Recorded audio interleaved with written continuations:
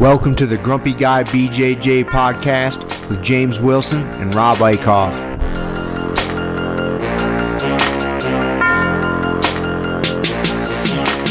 70 seconds in automatic minutes, finishing to minutes the position that was given risen.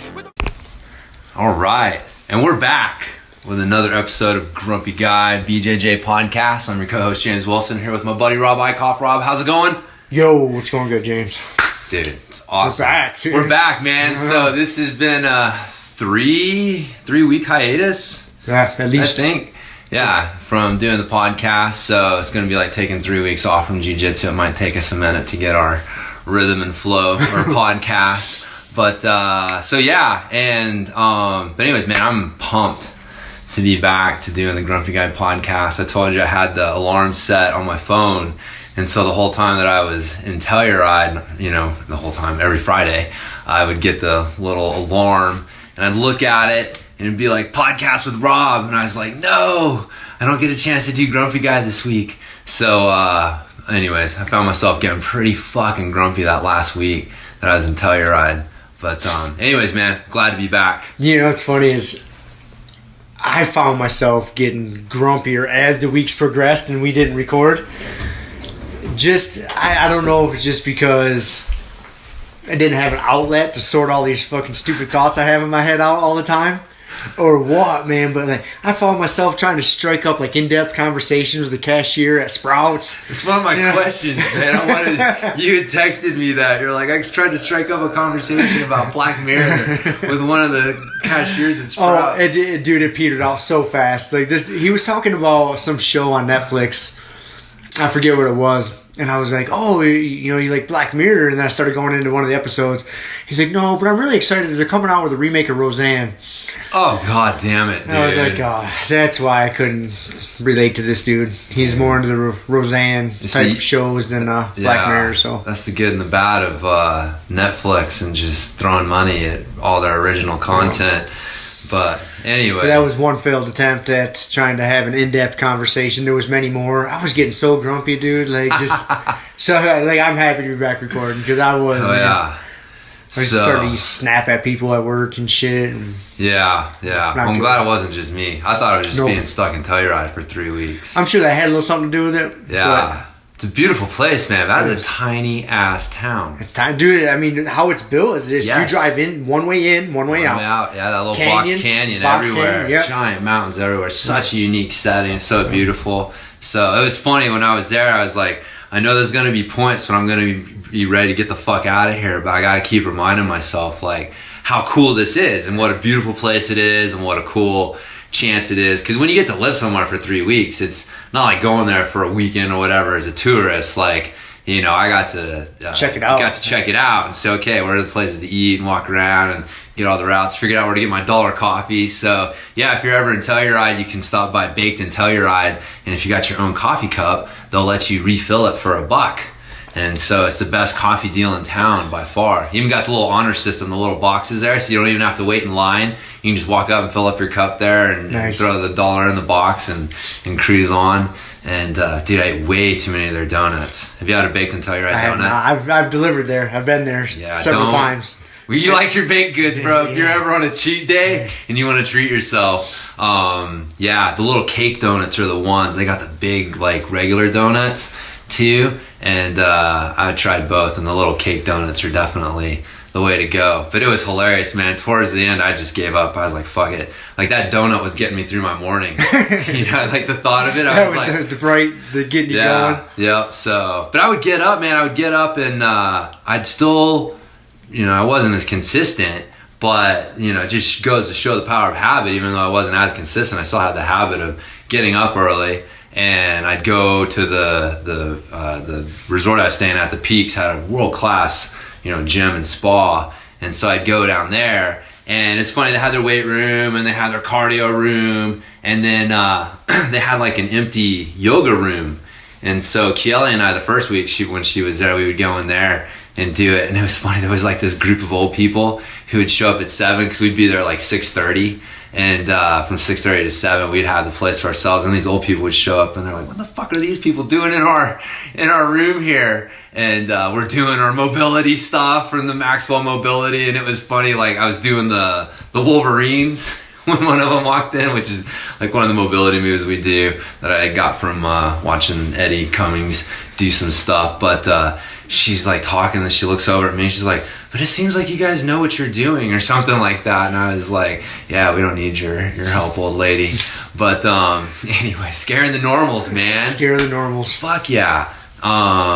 So yeah, I was consistent trying to do that. So, but the donut though, because it would get me through the morning. I'm sitting there in a fucking seminar class or whatever all day. Were you in like a class like 8 hours every day, pretty much? No, kind of. So again, like people that don't know, which most people don't, I got a business called Pedaling Innovations, and I created a pedal basically, and it's the only pedal in the world that allows you to get heel pressure.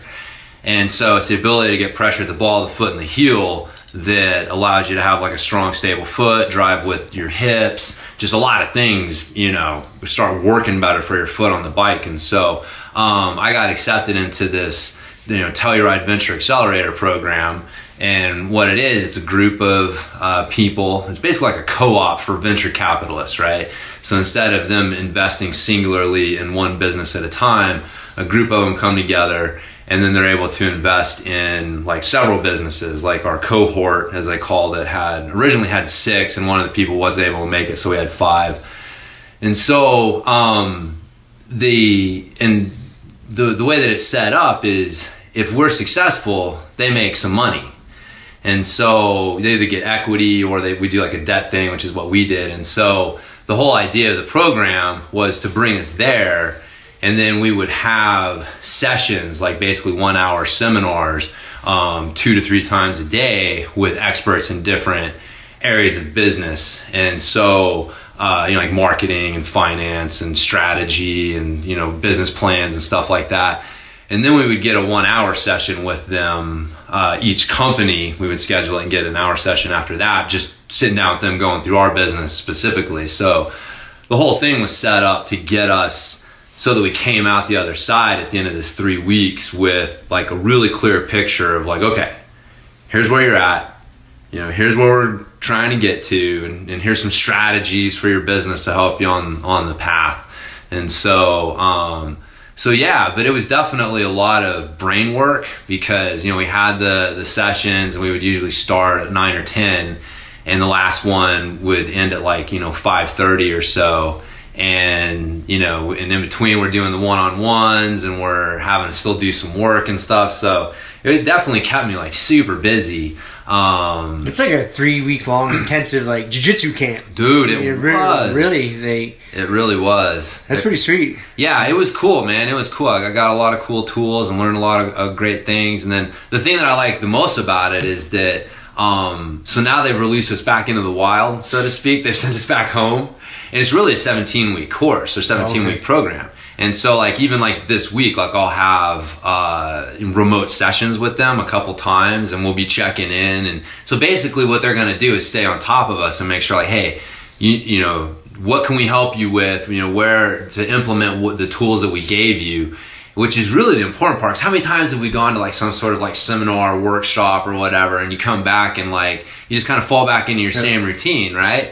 So they're like making sure, okay, we got this, system, or, we're going to make sure you're implementing these systems. And then we come back again to Telluride for 3 weeks at the end of June, beginning of July, and spend another like intensive 3 weeks just filling in the gaps and just making sure that things are really solid moving forward. So, and in between we got to go to Boulder for Boulder Startup Week. And when do you got to do that? I don't fucking know. I don't know, dude. I don't know anything. I don't pay attention. You know me, dude. Details aren't your strong suit. Details are not my strong suit. I figure I will cross that bridge when I come to it. But it's somewhere between here and there. I think it's like next month or something like that. Right on. But I got to go and pitch the business at Boulder Startup Week. So even though I'm not looking for money or anything like that, so it's gonna be more pitching my propaganda. See, that's how I look at this. Pitching my propaganda, dude. That is it perfect. Totally is. Like, I'm not pitching my business because one, I don't really have to. I'm not really seeking capital like that. But yeah, for me, it's like more idea of pitching the propaganda than the business itself. So getting up there and being like, here's why clipless pedals fucking suck. But not necessarily in that language. That's where Grumpy Guy comes in. That's right. Get your outlet here. Get an outlet here. But yeah, man, that's what I did. We had some mini pitches that we did, and it was funny. One that we did, there's some businesses there that are like really, they're seeking venture capital, and they're like in that whole deal, and so they're going and pitching the business. And so we had one event where the first business that went kind of pitched that way, like pitched the business, where you're talking more about the opportunity to make money, and the product's definitely there, but it's the opportunity to make money. And so I kind of got caught up in like that, because that's how like the next couple businesses went. And I got caught up in that pattern. I'm trying to like pitch the business, and it was just like, oh, it was terrible. It was fucking horrible, man. I felt like such a dipshit. And then so I realized I did that, and then we did another one, and I just got up there and I was like, man, I'm just gonna tell them my story. Like, here's how the pedal came to be. Here's why it's better. Here's the the results and who's benefiting from it and where we're going with it.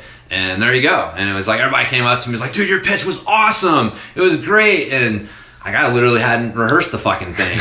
And, but it just goes to show when you're like genuine about it and you're just like telling your stories. Like, story is what people buy into. And so you're not trying to be something you're not, Yeah. And it's your story and you're passionate about it, so it's easy to talk about. It is, and man. Like, hey, man, here's the fucking deal. Here's what I think about this. This is why I did it, because there was a gap.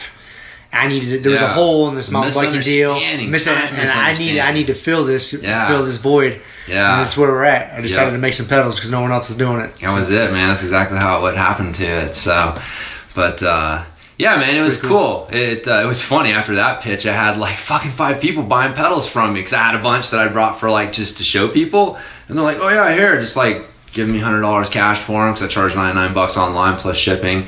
And I was like, yeah, $100, and they were like, here you go. So I sold pedals when I wasn't even trying to sell pedals, so it was kind of funny. But yeah, it was encouraging though, because a lot of the stuff that we learned was I guess kind of confirming some of the lessons that I've learned before with the whole Bike James MTB strength training system stuff.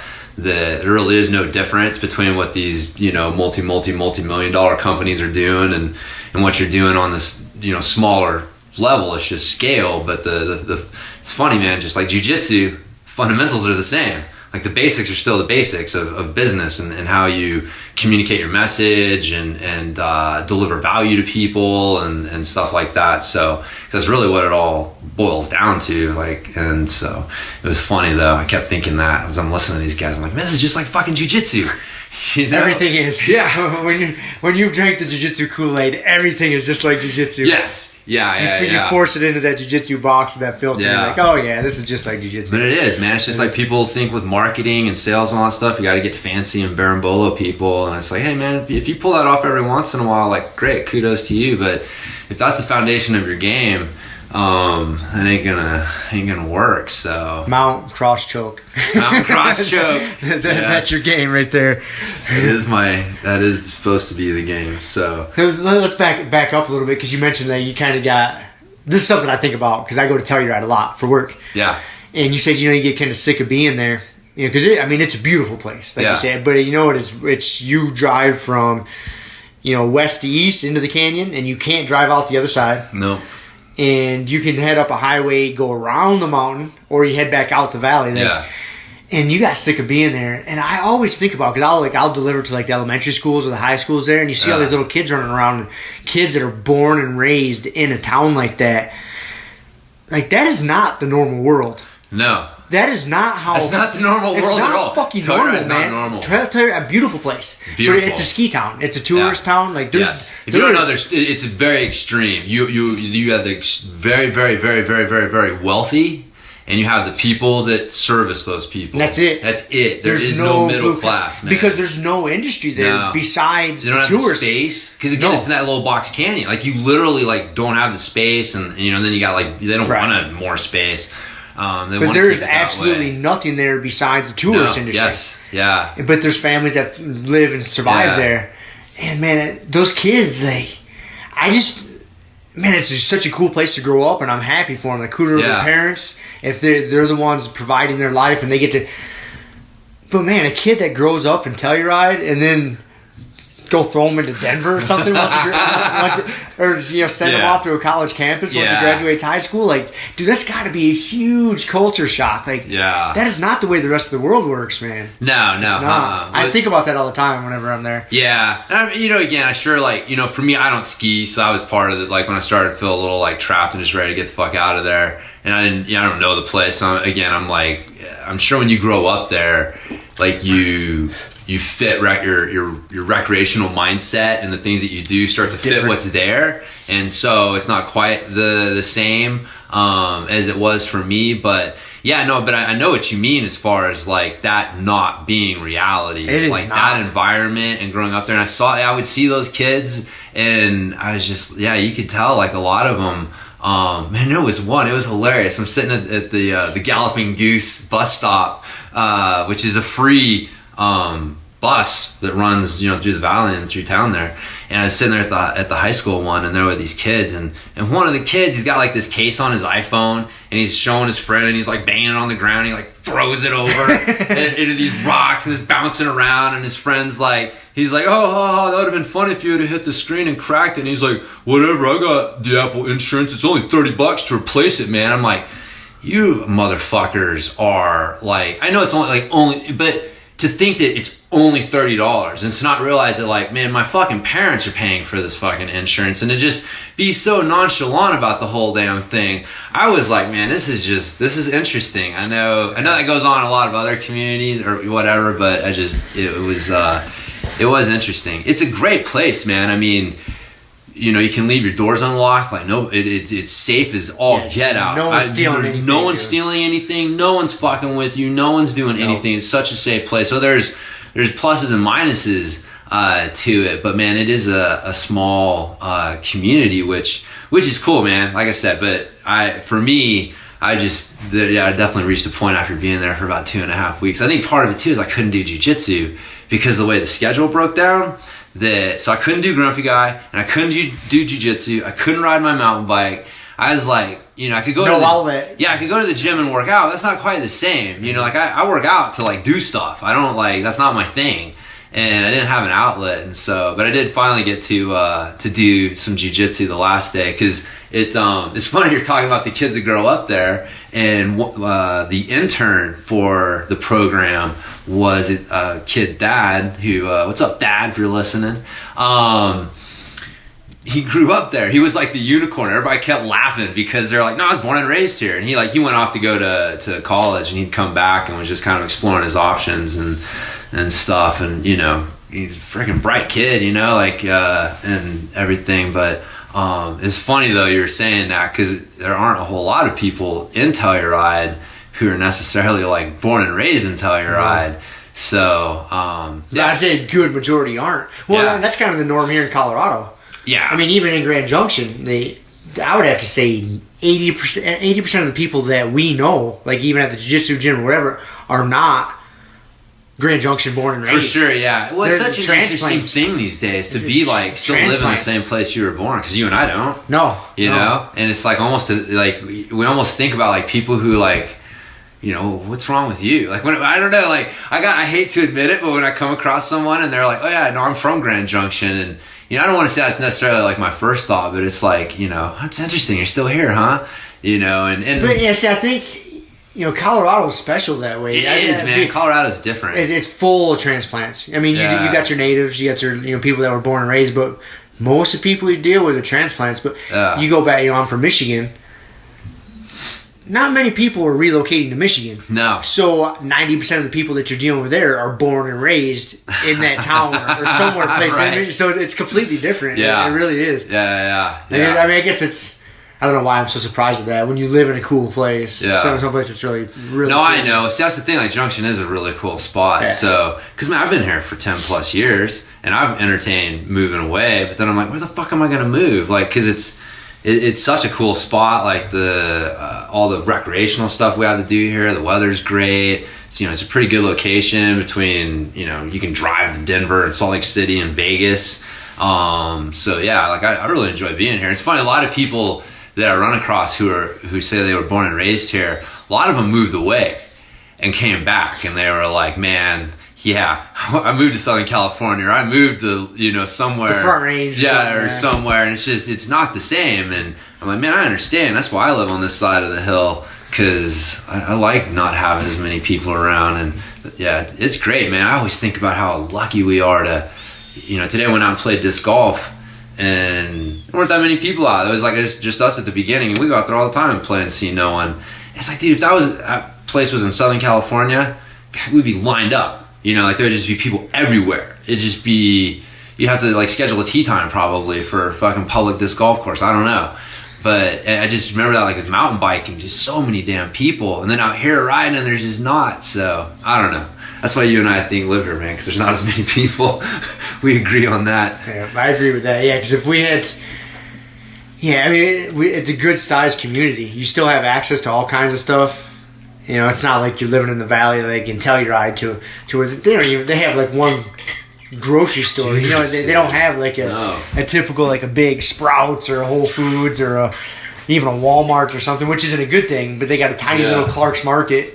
Yeah. So they're up in the mountains. Here we're in the mountains, but we still have some semblance of normal society. Yeah. We got a shopping mall and movie theaters and shit. So yeah. Dude, that was something you said there that I was gonna say. Anyways, whatever. So I don't know if we've mentioned, but this is the podcast that has no topic. So far. Yeah, we may or may not talk about jiu-jitsu on this one. We're just like catching up on fucking Telluride stories. This is the Rob and James reunion. That's right. We haven't talked like this in 3 weeks. So. That's right. So anyways, we apologize. Go ahead and shut it off if you're fucking disappointed. Yeah, we're 20 minutes in and we haven't told you what we're talking about today. Surprise. There's a reason. We're not talking about anything. It's like a Seinfeld episode. Show about nothing. It's a show about nothing. That's right. So, anyways, man. Shoots. What the fuck, man? I don't know. I had a couple things I've written down. I got some Telluride stories. That's good because I don't have any notes. Definitely just shooting from the hip. I do have some jiu-jitsu to talk. I'm going to save it for last because I was hitting it the other day. And I could tell it was fucking wrangling me a little bit. Yes, we'll save that. Okay, we'll save it for last. All right. So, I got some jiu-jitsu talk too. Something I was going to talk about. So what was the fucking Black Mirror episode? Because I was there and I told you, like, we watched the first...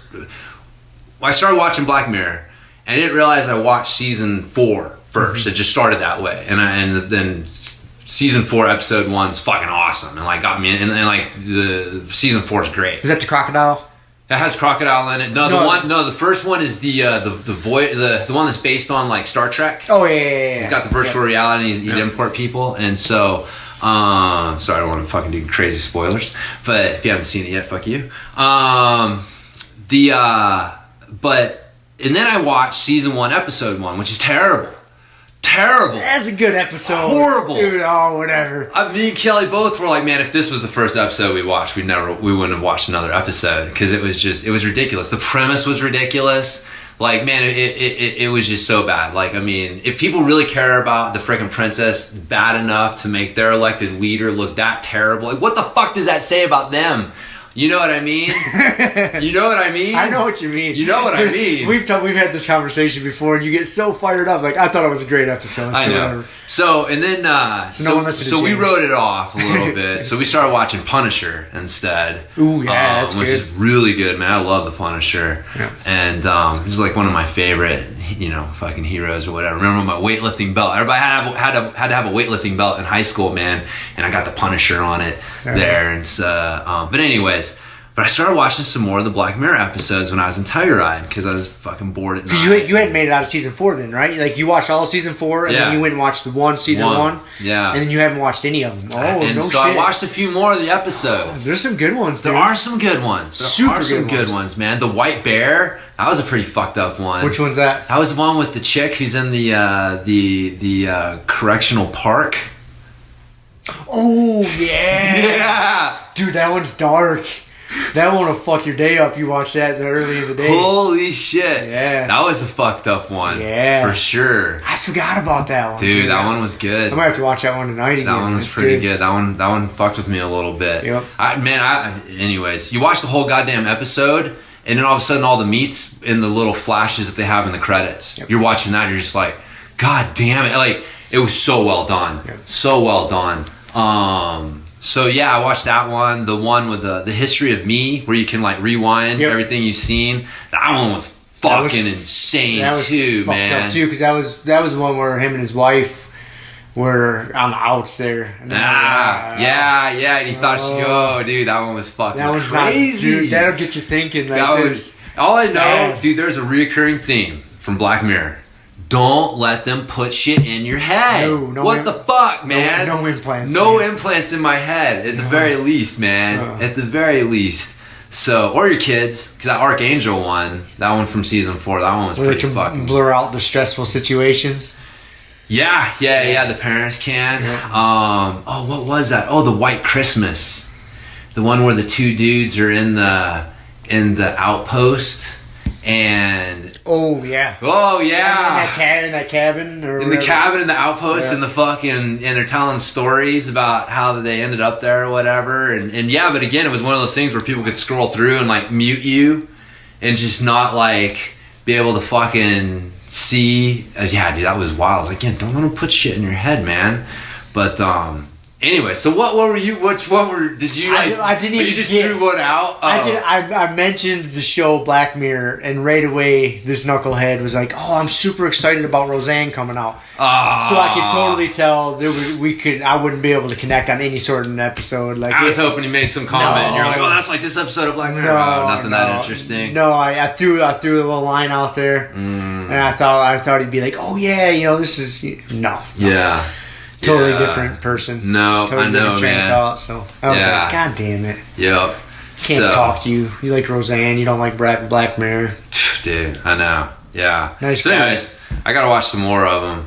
But so yeah, it was interesting though. That's good. I didn't know you hadn't made it through all of them yet. No, I didn't make them through all of them. I really got disappointed after that first one. I don't think it just pissed me off to no end. It's a good fucking show. I don't know why that pisses you off so bad. I do, because I know you. But you gotta... It's so ridiculous. I had to stop reading the Harry Potter books. It just got so goddamn fucking ridiculous, man. That kid took so much shit from those other kids, and people were just like, "Oh, we can't ever figure out that these kids are the bad ones, and Harry's okay." And it's like, I can't take it anymore. I can suspend fucking belief for fun every once in a while, like on a certain level, but at a certain point, I just gotta be like, you know what? This amount of suspension of belief just isn't fun. This is just ridiculous. And if you're gonna try and convince me this is real, like, you're fucking crazy. So, anyways, I'm sorry. That was it. That's it. It's all good, man. So. You get excited about that one every time we talked about it. I'm so glad you didn't watch that one first, because I would have never been able to talk you into watching it. It drives me nuts every time I think about it. The whole premise is so goddamn ridiculous. Oh, that's funny. So now everyone who hasn't seen it's got to go watch that one first. It's a good episode. See, like, don't listen to James. So bad. It's a good episode. No, Rob's probably right. I will fully admit I'm probably the one with the problem. So it's all right. That episode 22. Minute 27:50. That was it. James admits he has a problem. Let's stop recording right there. Kevin and I were talking about your mental problems today. God damn it, no. See, that's half the reason when I don't show up to open mat, man. That's half the reason I want to show up, is just so I can be there to at least take the abuse myself personally. So, what was my problem today? Oh man, I don't remember. There was a slew of them. He did ask me though, after he got done whooping my ass for an hour straight. He's like, "So, do you and James do rigor mortis guard privates with each other?" He's like, "How much time do you guys spend practicing rigor mortis guard together?" I was like, "Whatever, man." And so then I totally played you. I was like the James. I was like, well, let me explain to you why I'm using rigor mortis guard in this situation. I was like, it's not intentional rigor mortis guard. It is more of a prolonging the ass whooping as long as possible, so I can maybe get to a better position. And he wasn't taking my explanation. Not taking it, huh? He wasn't having it. No. But he did, like, he was nice today. Like, he did shift from just fucking verbally abusing me, physically abusing me, then verbally abusing me. But then he gave me some compliments. Oh, that's good. So I didn't leave all That's good. disheveled and upset. Yeah. And beleaguered. That's right. Yeah, so he made my new word. Every time I look at Kevin, I think, man, I'm beleaguered. I'm like the beleaguered black belt. The beleaguered black belt. Stop it, man. You don't want that nickname to stick. Oh, fuck. We can edit that out. No. It's out there now, man. Damn it. That's funny. Damn it. So, that's it? I mean, yeah, I know I got Nah. what was funny, dude, is I know because he listens to these, obviously. What's up, Kevin? Fucking, I got some nicknames for you in a second, brother. I was reading a 1950s slang dictionary. Sweet. And so I wrote some of them down. But, dude, when he texted us on Friday, talking shit to me about, like, man, like, I'm more scared of your closed guard than any other position, and that's your A game. Because remember we were talking, and I was just, like, saying, like, okay, this is why I stall out. Remember we had the James Therapy Hour, and it was a few weeks ago. So that's where he was getting us from? Yeah, the James Therapy Hour, where I was saying, I made the statement that I was like, you know, if I had to for $1 million, you know, try and tap Kevin out, like, I'd start from that EickhoffGrumpy, like, leg lock position and go from there. And so he was reminding me that, you know, my closed guard is what he's more worried about than that. And that's where it came from. That is my A game, not the other, not the footlocks. That was part of our discussion today. Is you relying on your footlocks too much? See, man, he's not happy with it. Ah, god damn it! I wish. Anyways, it always sounds like excuses, man. I feel like this is the James excuse hour half the time. But anyways, here's some excuses, man. Here's some excuses. I'm listening. I'm working some other things in. I mean, dude, you were, you know, you're trying passes. I'm trying passes. I'm working my passes. We've talked about this before. My problem is I definitely have. I got my game, and then I got my approach to Kevin, which I wouldn't even call my approach to Kevin like a quote unquote game. It's more just like survive, look for an opening, see if I can capitalize on it for you know, a little bit, and you know what I mean. That's my fucking. Then go back to survive. It's an approach. It's not a game. Like, my game is something I try and run on, like, you know, my fucking fellow purple belts and below. Like, you know, when I'm rolling with you and Cameron and, you know, shit like that, like, a lot of that, I'm trying to work my game, but a lot of it is just, man, what are you giving me? And can I take advantage of it? And so, but man, I will say, when I've been rolling with the other people, I've been trying to do that. I've been throwing closed guard. Caught Cameron in closed guard the other day. He even said, he was like, God damn, dude, all of a sudden I was in your closed guard. I was just trying to protect my feet. And I was like, I know, I'm trying to listen to coach. So I remember the white belt, blue belt James days of avoiding your closed guard like the plague. Because if you got your legs wrapped around me, I was like, God damn it, his legs are so strong, I'm going to fight forever to get out of here. Yeah. So I'm going back to it. I'm working some closed guard. So it is. It's a lot of like, what are people giving me? And then I got to go off of that. And if someone's coming in heavy and their feet are getting light, well, I can, you know, get the single leg X and at least use that to sweep, and maybe not use the good attack the ankle, but start coming up to pass, which is what I've been trying to do more of. But if they're protecting their feet, and so their top is, you know, not as heavy, they're not coming in as hard, then it opens them up to the closed guard. And so again, it's just like, you know, re-seeing that shit. But I'm listening, Kevin. I am, man. I'm working it. I just, you know, Kevin, his coach told him to kick our ass. So he's been doing that. I'm just a purple belt trying to make it in the black belts world, bro.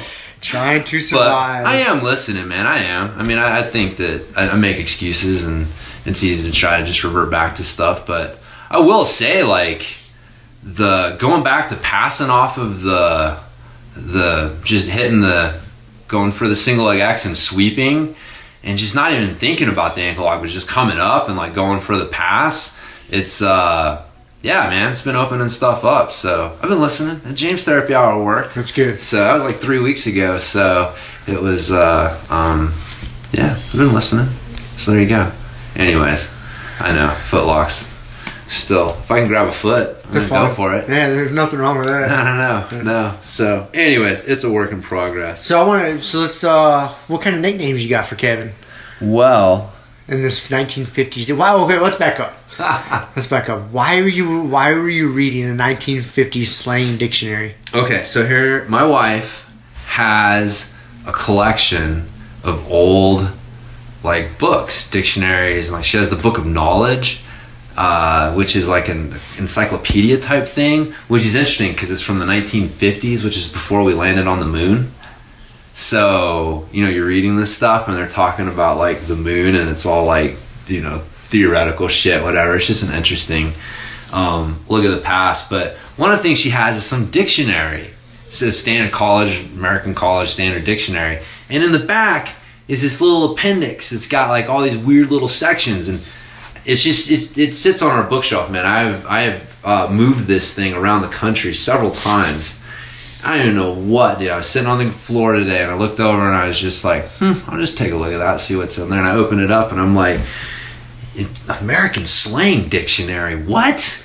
And yeah, sure enough, so it was like a regular dictionary, but in the very back it had this little section on like, you know, definitions of selected American slang. And I couldn't track down the date from the front. The pages had been torn out, but just from the fucking terms that were being used, I'm guessing we're somewhere in like the 50s or something like that. But it was pretty fucking funny, man. It's awesome reading through it. So, but anyways, the fucking funny one that I thought of for Kevin is apparently beaver used to be slang for a man with a beard, and alfalfa used to be slang for a beard. Alfalfa? Alfalfa. So being a beaver with alfalfa on your face means you're like, you know, man with a beard. So there you go. Kevin's a beaver with alfalfa. I don't know if we're That's my stick. 1950s nickname. I'm not trying to get it to stick. I would like to have something that's stuck. Oh no, man. It didn't stick for a reason. You know what I mean? We could bring it back. You know, shit recycles. Yeah. People wearing skinny jeans again like they did in the fucking 80s. Well, it's interesting. A lot of things like ambulance chaser, that was in there. Was it? Yeah. Yeah, there were actually like several like terms that were, you know, kind of new slang or, you know, whatever, back in the 1950s. Ambulance chaser was one of them. The ambulance chaser was one of them. Did they have any real racist ones? No. I'm disappointed. They had like a beast being like an exceptionally ugly girl. Yes. That is awesome. A beast? A beast. That girl's a beast. She's a beast. But nowadays, like a beast is a compliment. It's different, man. Yeah. Oh, man, she's a beast. Yeah, in the jiu-jitsu world. Yeah, or like jiu-jitsu, world. yeah, exactly. Yeah, man. Like, yeah, it's a little different. It still could be if you're referring to her looks and you're like, oh, she's a beast. It'd just be so out of place, though. You know what I mean? Like, people just don't use that word to refer to a girl's looks. Like, yeah, you could say that and be like, oh, this is what I meant. But it's not like one of those terms where you'd be like, oh, yeah, I know exactly what you mean, bro. No. Yeah, so it's kind of funny. See, like, how things kind of come in and out. So I had another one, alligator. It used to be like a cool term for the kids. It even said like teenage usage for a cool person. So that's where see you later alligator came from. Did they say that? Yes. Or did yes. You No. derive that? No. It's in the dictionary. It's in there. It says, you know, alligator, you know, term for a hit person, you know, teenage usage, hit person, exactly. Hit person. And it was like, you know, usually shortened to gator or gate, you know, source of the rhyme, see you later, alligator. Later, gator. Yep. See you later, alligator. That's where it came from, man. No it was way. from like 1950s teenage slang, saying that an alligator is a hit person. That is awesome. What's up, gator? Later, gator. Yeah. I still say that. Later, gator. How fucking crazy is that, man? That's awesome. I thought that was nuts. I had a couple more I wrote down here. One was thingamabob. which we all like thingamajig. Yep, thingamajig. 1750s is the first recorded usage of that as slang to refer to something that you just can't recall the name of it at the moment.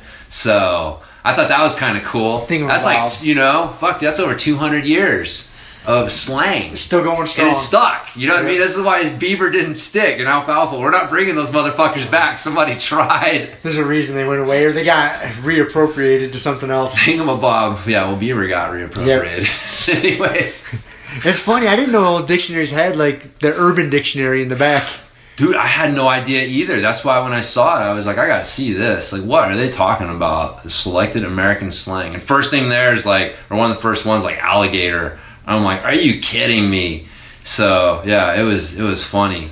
And then alfalfa also referred to pot, apparently. So did it? Yeah, you know. And then a dream stick. That was a marijuana cigarette. A dream stick? A dream stick. That's awesome. A marijuana cigarette. Yes. So there you go. That was my. When did that crazy bastard William Randolph Hearst put out that? What was that fucking movie? What was that movie he put out? Madness. Reefer Madness. What year did he put that thing out? Do you remember? I don't remember, man. I can go fucking Young Jamie. Pull that shit up. And pull that shit up. Young James. Oh, there goes our backup microphone. Our backup mic just got a little fucked, but that's okay. Reefer Madness. What year did that come out? Man, if I had to guess, God, I would have guessed in the 50s sometimes. Yeah, this is for it. This is a Grumpy Guy first. I don't know why we haven't Googled shit before while we're on. We're seeing right now because I've knocked the microphone off. We've got fucking. Oh, there it is. Year right to your right. What's it say? 1936. Wow. 1936. Way older than I expected. Yeah. Well, but it influenced that generation. You know what I mean? Yeah. Like those were the by the time the 1950s hit, they were the kids who grew up watching that shit, seeing that shit, yeah. It was so terrible. And so they were, exactly. So they were the ones in charge, going, "Oh shit, we got to make sure these crazy marijuana cigarettes. These gators aren't out there smoking the dream sticks." Dude, yes, yes, bro. Those gators are out there smoking the dream sticks. Oh my god. Wow, man. That is awesome. That's crazy. Anyways, okay, so yeah, that's their Reefer Madness, but we'll have to get a better system if I'm going to look up shit, that's for sure. So we're not knocking things over? Yes, and we'll get another link here. Boom. Alright, we'll go with that. So that was a first. Look something up. Look something up. So I could have just used my phone too, but no, I turned it on airplane. Yeah, my phone's on airplane mode, that's why I can't use my phone. I don't want anybody bugging me for sure. Nope. So, I had a note here. We were driving here back home after playing disc golf, and Z goes, "Dad, I know what one of Rob's superpowers is." Awesome. I'm like, "What?" He goes, "His voice in the beginning of the podcast. I don't know how he does that." This terrible intro. He thinks that's my superpower. Yes. Oh my goodness. Dude, your voice like that. Auto-tuning your voice. He was like, that's one of Rob's superpowers. I don't know how he does that. Do you know how he does that? Dude, there's no auto-tune to that. That is strictly me. Man, there was some... I think it was just like... Because I use the iPad. There's like a GarageBand app on the iPad. Yeah. And I just grabbed some track off that. You know, I don't know what the fuck I grabbed. And then all I did was kind of like make that track quiet, and I talked over it. Damn, maybe I did put some sort of filter on there. You put a little something. Was there a filter on there? I'm fucking fine. No, I wasn't there. Was it just my nasally voice fucking talking on there? Yeah, there might have been some sort of filter. I did something, man, but it was hilarious when he's like, "This is one of Rob. I know what one of Rob's superpowers is." That's my superpower. I was like, "What?" He's like, "His voice." So I had to explain to him that you use a computer to... Why didn't you just let him run with it, dude? Let him think I had a superpower. Man, well, because I'm afraid of where that kid can run with things. He takes things too far. That would have been a cool one to fucking take far. No. Me with a superpower? Trust me. I don't see any way that could end badly. with Z thinking I had superpowers, man. That can only be good for mine and Z's relationship, man. Well, I know, but somewhere down the road, the truth would come out, and it would probably come out at like some weird... He'd be disappointed. Just something like he bet some kid $100 and Uncle Rob can do that. We forget that he thinks you can do that, and like 3 years later he comes back to you and he's like, you got to do that voice. I got $100 riding. Yeah, I got $100 riding on it, man. And you're like, what? No, what? Huh? I'm telling you, dude. I'm telling you. You got to finish the Jordan Peterson book by now, haven't you? Yeah. I'm finishing it today. I think there's like 10 pages left. Nice. So yeah, speak truth, man. Speak the truth. Don't fuck with kids that are skateboarding. Dude, that book is so good. There's so much good shit in that, but this last chapter, or the last rule number 12 is don't mess with kids while they're skateboarding. It's so good, dude. So good. Yeah, man, I agree. I always felt like those chapters were like a good Simpsons episode, because the Simpsons episodes always started differently. They'd start one way, and all of a sudden you're like off in left field, and you're like, wait a minute, how the fuck did we get here? And like, unlike the Simpsons episodes, he ties it back to the beginning again. But man, there's halfway through those chapters where I had to recheck the name of the chapter, where I'm like, wait a minute, what are we talking about again here? Because I know it'll all come together. But yeah. And he gets off in the weeds sometimes and goes on some sort of tangent. And like, how does this tie in? Yeah. But he brings it back. It was good, man. It was really, everything he had to say in there was so good and so relevant. And it was just such a good articulation of a lot of things that I think people instinctively know, but you know, without somebody to kind of articulate it, it's kind of hard to like get it in your head. And I don't know, that's why he's kind of like a rallying point for people, because they're like, yeah, what he said, you know. I want to go see one of his live events. He's coming to Denver. And the tickets are only like $50 or $60, but it's on like a Tuesday, in the middle of the goddamn week. You know, so for me to do that, like I'd have to take Tuesday and Wednesday off, because you know it's at night. Yeah. So I didn't know how bad I wanted to go see it, but you know what would be really cool is him and Sam Harris are doing a live event. And most of those are selling out super fast. I bet. The only one that there's tickets for is like up in Canada somewhere. And I was like, I'm not traveling to Canada for it. Like, I want to go, but I don't want to go that bad. No. That's a long drive. Did you listen to their podcast? I think it was on it was on Sam Harris's podcast. He had Jordan Peterson on as a guest. And they were, you know, because they have different viewpoints, really. I mean, so to sum up, like, their two viewpoints, Jordan Peterson, he believes how important religion is to society and just the lessons learned from it. Yeah. Like, he thinks there's so many good moral lessons learned from religion. Without religion, society would fucking crumble. I would basically. Say, right? I would say Nassim Taleb in Anti-Fragile kind of pointed to the same thing. Didn't you get the feeling from him? I would have to say. He talked about like the heuristics that we would get from and how we would...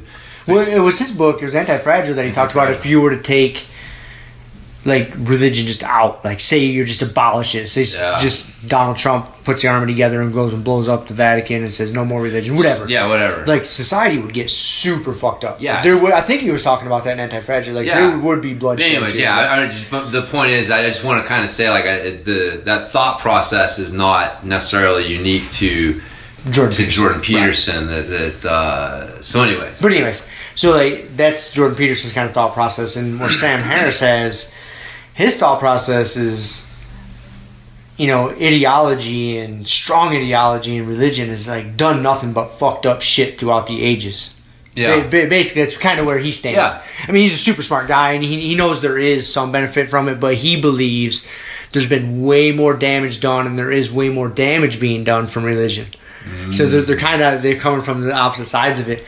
So everybody kept telling Sam, get Jordan on your podcast, because this is before Jordan's book came out. This is, you know, a year ago or something. Yeah. And he got Jordan on his podcast finally. Dude, they didn't get anywhere. They spent 2 hours arguing about truth. What is true? Dude, he titled it, if you go back to Sam Harris's podcast, he jokingly called it the best podcast ever recorded. Because, I don't know, buddy. This may be close. Because some people really like it, and other people hate it, because they just go back and forth and like, well, no, this is what would make something true. And Jordan's like, this, and they just go, and these two intellects, like, just... But anyways. You get sucked into... they get sucked into, like, that subset argument, and they never made any progress on Like, Yeah. okay, I think religion is good. No. There was none of that. Yeah. Because they couldn't establish like a basis. Like, well, we can't have a disagreement if we are disagreeing about what is true, like what the word true means. Right. You know, if you're arguing from something that's true, but your definition is true is different than mine, like we're just gonna spin our tires the whole time. Yeah. It's interesting to hear. I mean, I look at it like on Sapiens, in the book Sapiens. I've talked about this before, how he pointed out that each revolution we've had carried a bit of a Faustian deal that we didn't realize that we were making. So like the agricultural revolution was a boon for the first generation, but the generation of peasants in the medieval ages working underneath some warlord, you know, because that's how the system that sprang up around the agricultural revolution, you didn't realize that was going to be the case, right? And so but by the time you realize that, there's a certain percentage of the population that's only alive because of like that revolution, like that implementing that technology. So, you know, the agricultural revolution, the industrial revolution, you know, now the technological revolution. You know, you can't just go back to living like hunter-gatherers, because a lot of people would die. There's a lot of people who are only alive and only able to stay alive because of the benefits that we have from these things that are also seriously damaging our planet and our society and all these other things. I look at religion the same way. You know, like you can't, you know, put that back in the box completely that, you know, okay, religion, it has this element that it brings that helps society to a higher level, but it also has an element that elevates it to this really bad level too. But you can't just, it's just like, you know, if we were going to say, hey, we're going to get rid of the agricultural revolution stuff, everything's going organic, you know, what 10% of the population wants to raise their hand to die of starvation because we literally can't produce enough food for you? Same thing with like the religion. It's like, okay, we're going to get rid of religion, but what percentage of our kind of bedrock that makes up our society are we also willing to give up as well? Because you can't give them one up without the other. It's just the Faustian deal that was made that we didn't realize that we were making, but now that we've made it, society would not be the same without religion, period. Like you can look back and say all these bad things happen, but you know, even if it's only one or two things, whether it was the idea that eventually led to like all men being created equal, and yeah, the people who originally said that had slaves, but eventually that like expanded out to where it needed to be, and we're still working on it obviously on some levels, but like even if it's just that, right, even if that's it and all the other bad shit happened, it's like, well, that was, you can't get rid of one without the other. I don't know. Does that make sense? Yeah, it makes sense. So, I mean, I can see what Sam Harris is saying, but it seems like just like intellectual masturbation, because you can't, it's like, well, I'm not doing it any justice. No, I'm nowhere near smart enough to regurgitate his thought process on it. I understand, but I'd have to hear a really good argument that would convince me that, like, you know, I don't know, man. There are bedrocks. I don't believe that our society would have arrived to the same moral conclusions without some sort of religion at some point. And I don't know what I don't know how he thinks about, like, yeah, the history of it and getting us to the point to where we're at now. Yes, there's obvious benefits that got us to this point. Yeah. But now with the amount of knowledge that we have to continue forward with that ancient fucking knowledge. Yeah. But I don't know. Like, you know, I know. Yeah. You know what I'm going to do next? Like, yeah, I have my reading list, you know, but I'm getting out of order because I'm finishing up Jordan Peterson's book today. I'm going to jump right in and read Sam Harris's book, The End of Faith. Okay. I figured, I haven't read that one yet. They will really contradict each other, I think. I hope. That's kind of what I'm hoping for. Yeah. So he's got a bunch of different books, Sam does. But I've read a couple of them, but I hadn't read this one yet. And I was like, I don't know if it's a counter argument, but I'm hoping it talks about things from the other side of it. Yeah. He's got another one, something. Let's see, there's The End of Faith, and there's something about morality and how, like in the title, it's something about like how science can build morality for society or something. I don't know. I'd have to read the title again. Again, man, it's just it's living.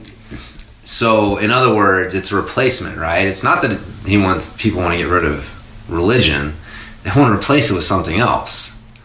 It would Because you can't get rid of it. You have to replace it. It would just be a different yeah, religion, quote unquote. Like, that's kind of the thing. It's like, hey, with all the science and all the knowledge that we have, why do we need religion? Like that's the argument, right? So it's like, it's basically like, it's even admitting, like, man, we can't just rip this out and not replace it with something. We have to replace it with something.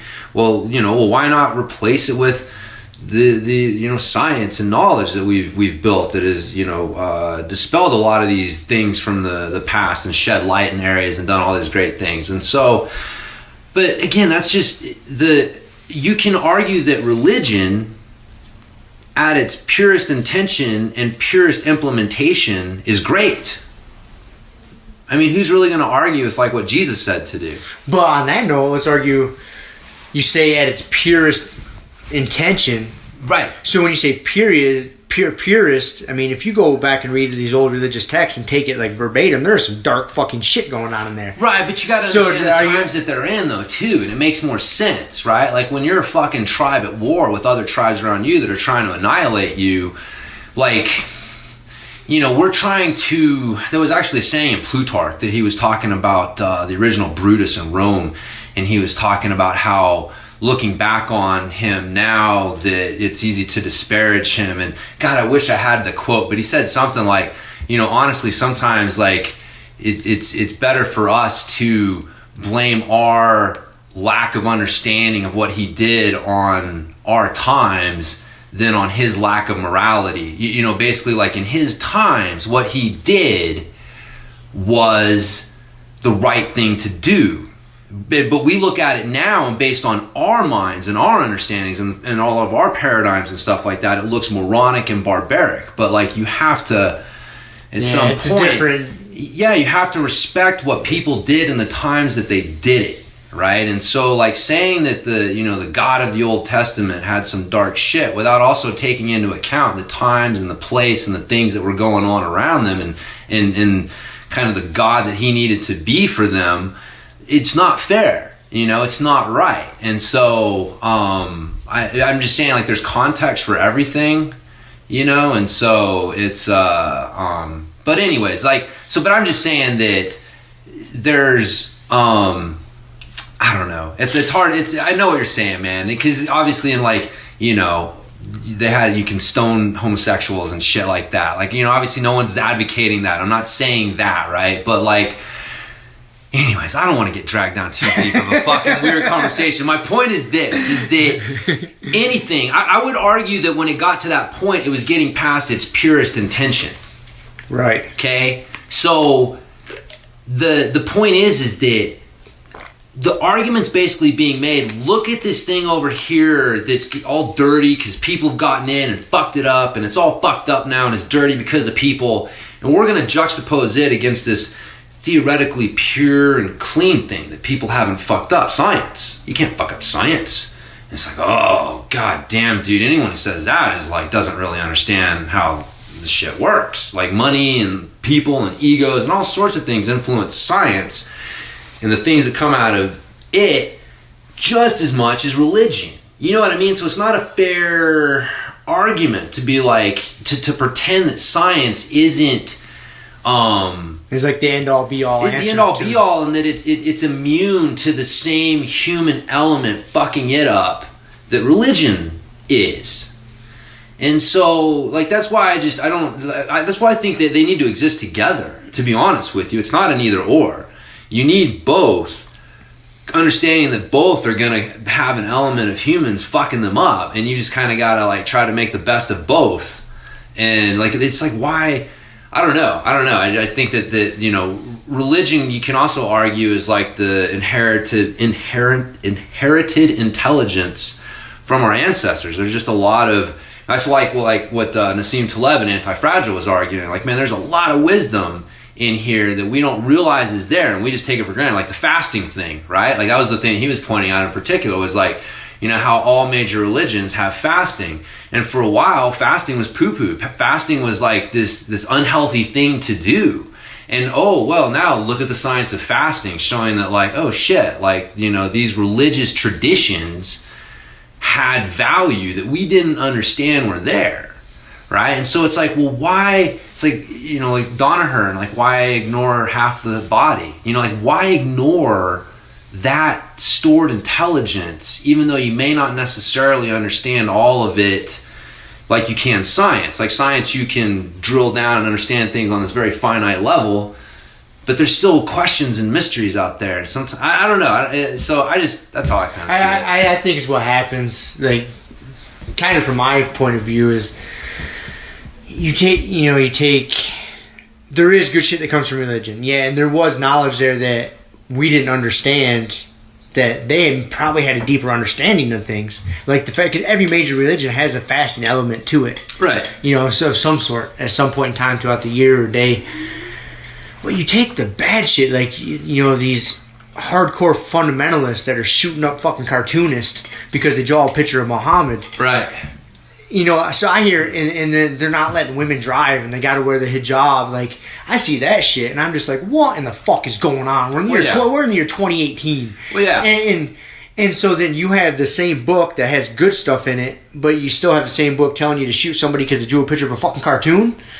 Like, to me, I'm like, you need to burn that motherfucking book. You know what I mean? Like, that's ridiculous, dude. Like, that's where I get, like... Yeah, see, again, I don't know. Like, that's... Because you look at Judaism, and they've got stuff in there that, like, you know, if you tried to... They all do. I just happen to pick that up. Right. But like, you know, so there's that... It's not like burn it all. It's like, understand that, like, okay, look, like, for the times, at the times, there was a purpose for some of these things, and... You know, you evolve. Everything needs to evolve. Like, that's the problem, but people aren't evolving. That most of us have, but there's still sects of people that don't evolve. Here's the other thing, too. But you're never going to get rid of that. The thing is like, religion is used on such a level to control people. Yeah. You know, and that's the problem. Again, like, it's used, there is a control element. Like, for a long time, like, that's why the printing press was such a fucking crazy revolution. People don't realize this because, oh, shit, they can print Bibles. Like, oh shit, all of a sudden the Bible can get into the hands of a normal person. Because for a long time, like, you couldn't get, like, you had to trust that the dude reading from that big ass book that was kept behind lock and key up front every Sunday was actually reading the right thing and telling you the right words, and then he's interpreting them, right? So he has supreme power over the whole situation. And that was like giving the power to the people to be able to have the words in their own hands. Was this crazy thing that the church actually fought back against. But anyways, man, that I lost my fucking total train of thought going off on that fucking tangent. They're pretty impressed. But yeah, man, but the anyways, man, I forgot what the fuck was my point. It'll come back to you. It'll come back to me. My point is, man, controlling people, religions controlling people. Yeah, dude. Oh, that's what it is. That was what it was. Because you got to remember, like, and so it's. Religion started going off the rails when it started being used as something to control and manipulate people. And so again, it's not exclusive to religion. Like, you can use science to control and manipulate people. I mean, we've seen it with, like, how the diet. How many people do we know still don't understand what real nutrition principles are because of, like, how science came out and fucked up their understanding of it. So I don't know. That's my whole thing, man. When I hear this argument, what really gets me upset on both ends, right, is like, dude, you can't pretend that religion is this end-all, be-all pure thing, and you can't pretend that science is this fucking end-all, be-all to replace it. Like, that just seems ignorant to me. So, but, of course, then I'm not the smartest guy in the world, so maybe I don't understand it. But I think it's very fitting that we had to have some sort of religious rant today, being that it's Easter Sunday. It is Easter Sunday. We're recording on Easter Sunday. Yes. So if we didn't go off on religion at some point in this podcast, we wouldn't have been doing anybody any favors. So yeah, it's hard, man. I don't know what you replace it with. You know? Yeah, but you said that, and I was thinking about that. Like, you're saying replace, like, what are you really replacing? So then I started thinking about that. Well, you're replacing, is what I'm thinking, is you're replacing people's need to be part of a group, that tribe. People, we've talked about it before, we need our tribes. Yeah. So if you strip religion away, those people are going to be lost. Yep. They can't just fucking root for the Denver Broncos and be part of that tribe. Yeah. They can, but it doesn't quite fill the void. So I don't know, you're saying you're stripping away. I think you're stripping the group away from them. Right, they don't have the tribe. Group comes like, how do I act? they don't have the guiding light or the principles. You know what I mean? Yeah, because like even within like a jiu-jitsu But tribe, see, like, you know, like there's certain ways, and we've talked about this, like people who don't figure it out, you know. That's what I was just gonna say. There, like society kind of sorts that out, like just like Jordan Peterson talked about in his book. If you got an unruly kid, and your parents never teach him to not be unruly, right? Society's gonna have a way to figure that out. He's either not gonna have as many friends, and he's gonna learn to adjust, be like, oh, these people don't like me when I'm being an asshole, right? Or he's gonna be the fucking outcast.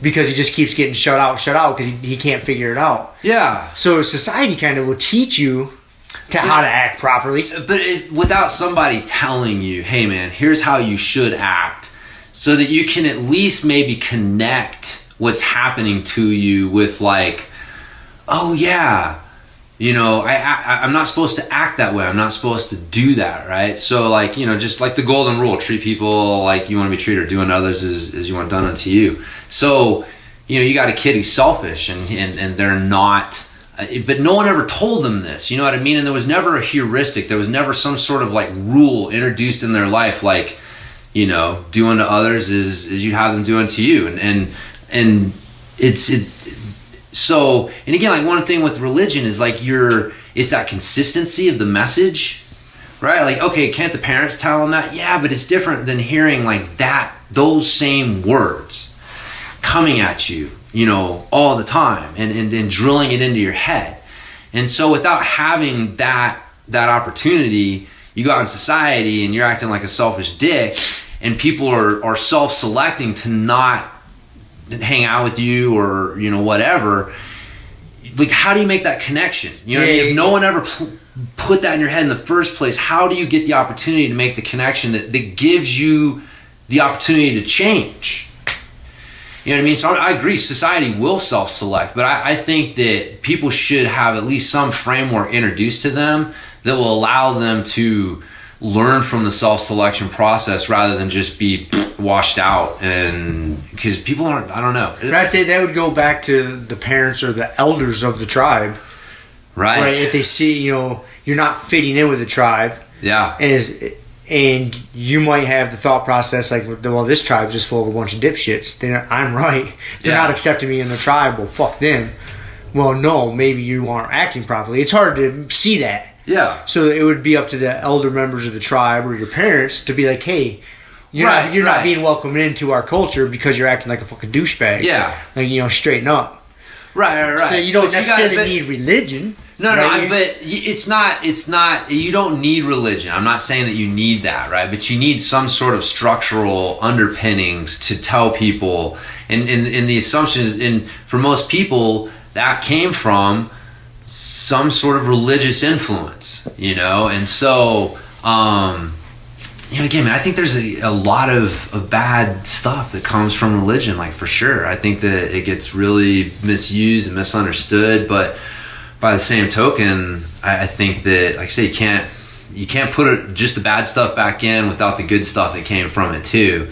And I think it's really hard to argue that there wasn't at least a few good things that came from it. There's a ton of good things. Yeah. Again, we started talking about that again because I brought up, well, you say you strip it away and you replace it with something. And so I thought, what are you stripping away? Yeah.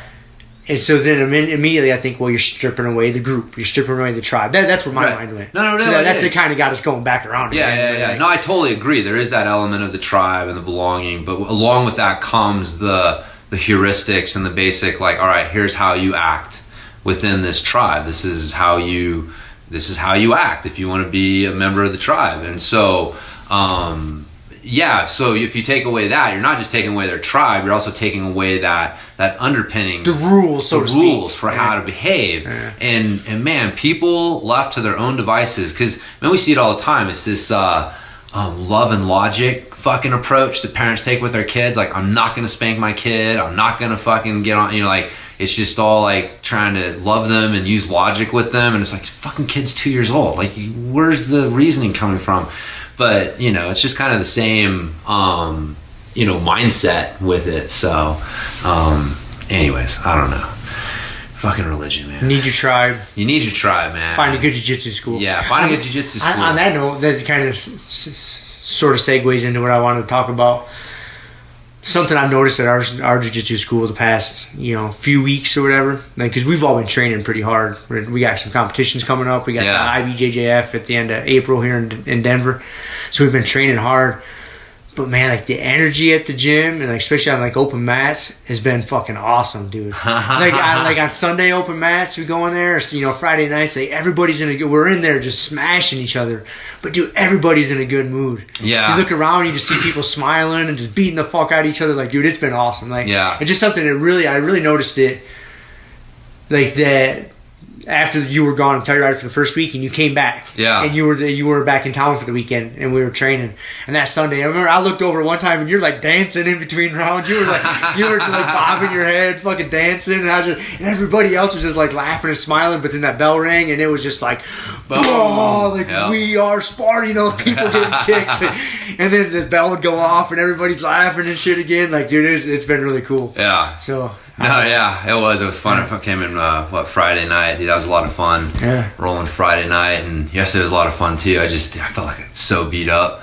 So I realized I rolled Thursday. I went into the Black Bear BJJ and Telluride, and I got in 7 rounds before handsome Thad blew his knee out trying to fucking force the truck roll on me, and just bad spot. Luckily, it's not an ACL thing, so hopefully he's all right with it. But I'd gotten in like 7 rounds before that happened, and then I came home Friday. You're up at like 9,000 feet there too, 9,500 feet or something. It was. But I'd slept up there for a while, and actually we went up to this cabin. I don't know if I told you, there was a cabin, like the Alpine cabin or something. It's right up across from the Lizard Head Peak turnout, and dude, I was like 11.5 where that cabin was, and we hiked up there and spent the night one night. So that was pretty interesting, just hiking through the snow and get up there, and there's no electricity. They got like some solar panels to power some lights. There's no running water. They just had a bunch of like jugs, 5-gallon water jugs with melted snow in it, outhouses. So you had to like walk outside in the middle of the night to go to the bathroom. It wasn't like terrible. It was a nice cabin, but it was definitely like a log cabin in the middle of nowhere. That's pretty cool. It was pretty cool, man. It was super cool. And then we went sledding. They had this big hill right next to the cabin, and then we built up a jump so he would he'd come down, get a little speed, and hit the jump. And try and hang on, man, because the snow was deep enough that if you stopped in the middle of the run and you had to like try to walk out or get going again, it wasn't very fun. But Kiele took the run of the day, like last jump of the day. She's coming down. We got to get the video, man. You got to see it. But somehow, right before she gets to the jump, she just kind of veers off to the right a little bit. So she comes off the lip, like sideways, kind of coming off the side of the jump. So she somehow like flips around in the air and lands on her ass, and she's just hanging on to the sled. Was she on like a saucer? Yeah, no, like the longer, like bullet shape, okay, like a toboggan type thing. Yeah, just like a cheap little plastic one, but like a toboggan, right? So she's hanging on to this thing. Bam, hits the ground, and somehow like one of her legs flies out and acts as like this rotational axis, and she spins around and ends up like facing back down the hill and just rides it out. It was some crazy move, man. It was like, I thought she was just crashing when I saw her come off the jump, and it was like, and then like next thing you know, she's going down the hill. Nice. And dude, it was funny. But yeah, we had these 2 ladies with us that were in the group that were from LA, and it was definitely a little bit of a shock for them, because they'd never done anything like that before. And so hiking, they'd never been hiking in the snow or sledding or nothing, man. So yeah, they did the 2.5 mile hike into the cabin, and then just the whole cabin experience. But yeah, one of the girls, Paris, hiked up to the top of the hill, and Kiele talks her into going down the hill, sets her in the saucer, and lines her up with the jump. It pushes her.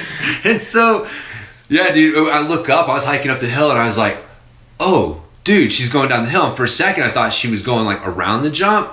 And all of a sudden, I realized, like, dude, she's lined up for the jump.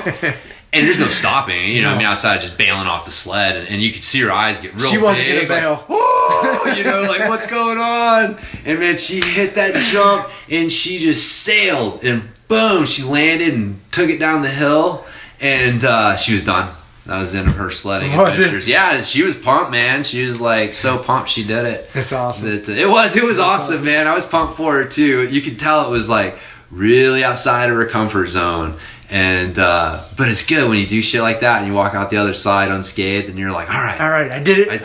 I'm good. That was fun. But yeah, it was fun, man. Yeah, we freaking sledded, and then it was a good adventure.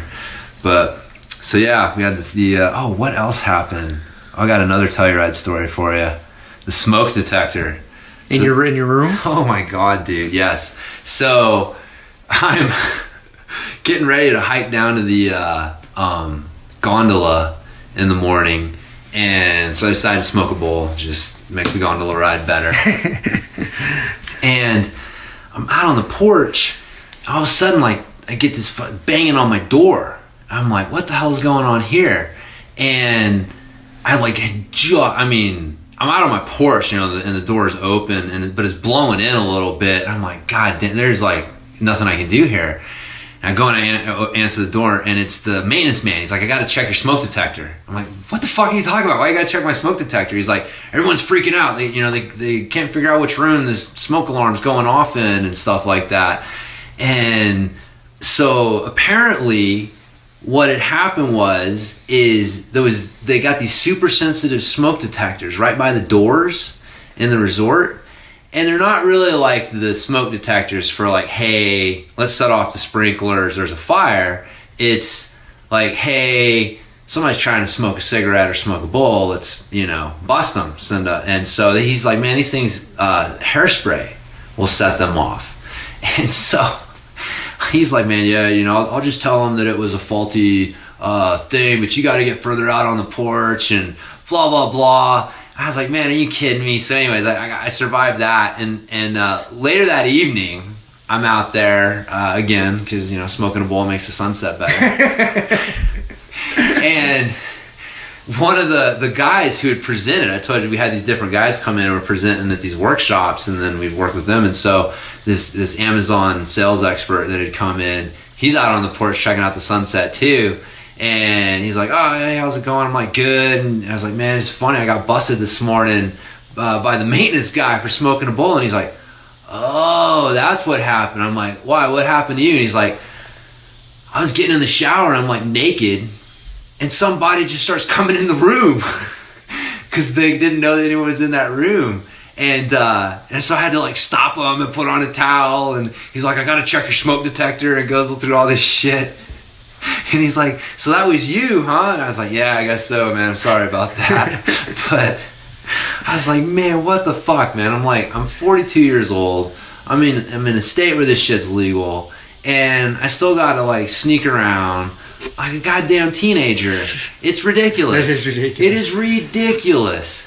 But anyway, so that was kind of funny. I was just like, man, you gotta be kidding me. But talking to that dude later when he was like, oh, it's because of you. Because of you had a joy. The guy like was coming in the room, like didn't knock, apparently, just started like unlocking the door and coming in.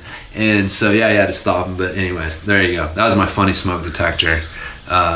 That's about exactly when you said smoke detector. That's about exactly where I figured the story was going. God damn it, dude! It was funny because, like I said, I was out on the porch. I didn't close the door, and the wind was like blowing apparently and something. Just enough to take it inside. Yeah. And so what it confused them, because I told you this earlier, like where I was staying at the place, it wasn't like part of the actual resort. It was off in this wing that, you know, most of the rooms were just unused and being redone, but and I guess as soon as we're out of there, they're tearing out that whole wing and redoing it. But it was like a couple of privately owned rooms that they would rent out to the program, and so yeah, it was an interesting scene. But yeah, he runs up there and he's like, it's saying room 206, but it's weird. There is no room 206. That's why he's like going through all the rooms up there, because he's like, it's somewhere in this area, but I don't know exactly where, because this isn't mapped out right, because this isn't supposed to be, you know. I had to do some shit like that. Like, I was a maintenance man at some condos up in Snowmass back in my ski bum days. Yeah. And they had a system, but the technology wasn't quite there, so you would get an alarm. Again, an alarm that would go off, that not quite to the sprinkler level, but enough to where they expect us to go sort it out. And you would just get a ballpark. So you'd have to get into like this area of the hotel. Like, all right, you guys hit these rooms, we'll hit these rooms, and we'll see if we can figure out what's going on. Yeah, 99% of the time it would be some kids, smoking a joint or smoking a cigarette in the balcony and the wind's blowing it in. Yeah. Exact same situation. Yeah, he's like, man, hairspray will set these things off. And I'm like, is it too late to tell you it was my hairspray? He's like, yeah. He's like, you just need to get out on the porch. I was like, all right, man. So, anyways, he was cool about it. Of course, I was being cool with him too. Well, you're smoking weed. It's legal in Colorado. Yeah, no, I know, but I was, still, I don't want to make his job harder and all that stuff. People appreciate that. If you're just nice to people, it's kind of funny how they're nice to you too. It's funny how that works. It's funny how that works, man. So, anyways, all right, dude. I think I've got like all of my stupid stories out of the way. I mean, you said you did want to talk about some jiu-jitsu. Yeah, man. We touched on what mine. do you got? Well, that was the one thing I really wanted to bring up is like just the vibe at the gym lately, man, and training hard for comp. I don't know. Yeah. I mean, we always have a pretty good vibe at the gym. Kevin does, because it always, like, when your vibe at the gym is good or bad, it always comes from the top down. So from the guy who owns and runs the place, our coach Kevin, to us higher ranking guys and the senior students, we try to, build a good environment and have a good environment for everybody. But I just noticed lately, man, probably the past 3 weeks, month or something, I don't know if it's because we've been training hard or what, but something has like gave a little level up lately, in my opinion. It's been really fucking cool, man. Yeah. Like, I don't know. It just there wasn't a whole lot of conversation to go into it. I just wanted to mention it. People have been listening to Grumpy Guy, keeping notebooks, maybe listening to us. Yeah, man, I don't know. It's amazing. So, I totally agree, man. I totally agree. It's been fun. It's always good to have. We just got so many good training partners, too. It's just like everywhere you look, it's like, what sucks, man, is half the time I get off the mat after an open mat or something like that, and I'm like, there's at least like one or two people who I'm like, God damn, how did I not get around to you? I think that just makes it fun, too. So, interesting challenges everywhere you look. On a big open mat and a big night or day open mat, you look around, there's definitely plenty of interesting matches. Like, oh shit, this guy's going to give me this trouble, this guy's going to give me this trouble. Yeah. So, Oh, yeah. Good thing, man. All right, man. So here's I was sitting in the spa, the hot tub, for probably about 10 minutes too long. I started having it's easy to do. These visions. Oh, man. Yes. Oh, yes. So it happened a couple times, but one was particularly jiu-jitsu related. And I started to, I don't know how to frame this. This is a conversation, because obviously you know me, man. Like, I say this shit, but there's a flip side to all of it. But I really started to think about how, like, the gi changes your plan of attack with jiu-jitsu. And that, like, particularly with the mount, like cross collar choke, right? Like, without the mount, without the gi and the ability to do Ezekiel chokes or collar chokes, the mount's a little bit of I don't want to, like, I say the word wasted, but it's not wasted. It's like, really what you want to do is try and get a figure four. Right, so half the time I go to mounts because I fucked up and I didn't get their elbow in the transition. It's really what I wanted, and then okay, they hit their elbow, so now I'm going to mount to work something else. But even then, 9 times out of 10, it's like trying to get the elbow out and across so I can start to, like, do my other stuff. And so, but with the gi there, like, you can attack, like, chokes and stuff from mounts. So anyways, I don't know. I was just thinking, like, it's just interesting how, like, the gi changes that position from one, because if you think about it, like, in, like, the EBI tournaments and shit like that, a lot of those submission-only grappling tournaments, especially the no-gi ones, you don't see a lot of mount. a lot. Yeah. Well, it makes perfect sense to me because if you don't have the gi to attack from the mount, or you're not striking, the mount position isn't as advantageous. Yeah. It's just not. It's interesting. It's just not. Yeah. Like if you're no gi, because you don't have the collar to control, they're slipperier. It's easier for them to get out. It's like really for me in no gi, the only reason I'm really going to go hard for a mount is one, to get the points if it's a competition. Yeah. But I'm not going to try to hang out there as long as I would in with the gi on. Yeah. And I'm going to try to just use it to isolate an arm so you can get like a Kimura grip, or head and arm choke. Right. But you're not going to hang out there nearly as long. Yeah. Yeah, I would agree with that 100%. Yeah. It definitely changes it. Yeah. It's two different game plans. For sure. And each position's a little bit different. There's definitely positions that are great gi that aren't so great no gi, and vice versa. Yeah. It's fun. I mean, it's funny you just had that epiphany when you were overcooking yourself in the hot tub. I was thinking like the whole point is trying to get that elbow. Like if I can get their elbow in the transition, if I pass their guard and I'm able to isolate an elbow and get it, or run it north-south or whatever, open it up from side control, like that's really what I want. Because as soon as I have that, I'm able to just start attacking an arm bar, go to their back, doing all that stuff.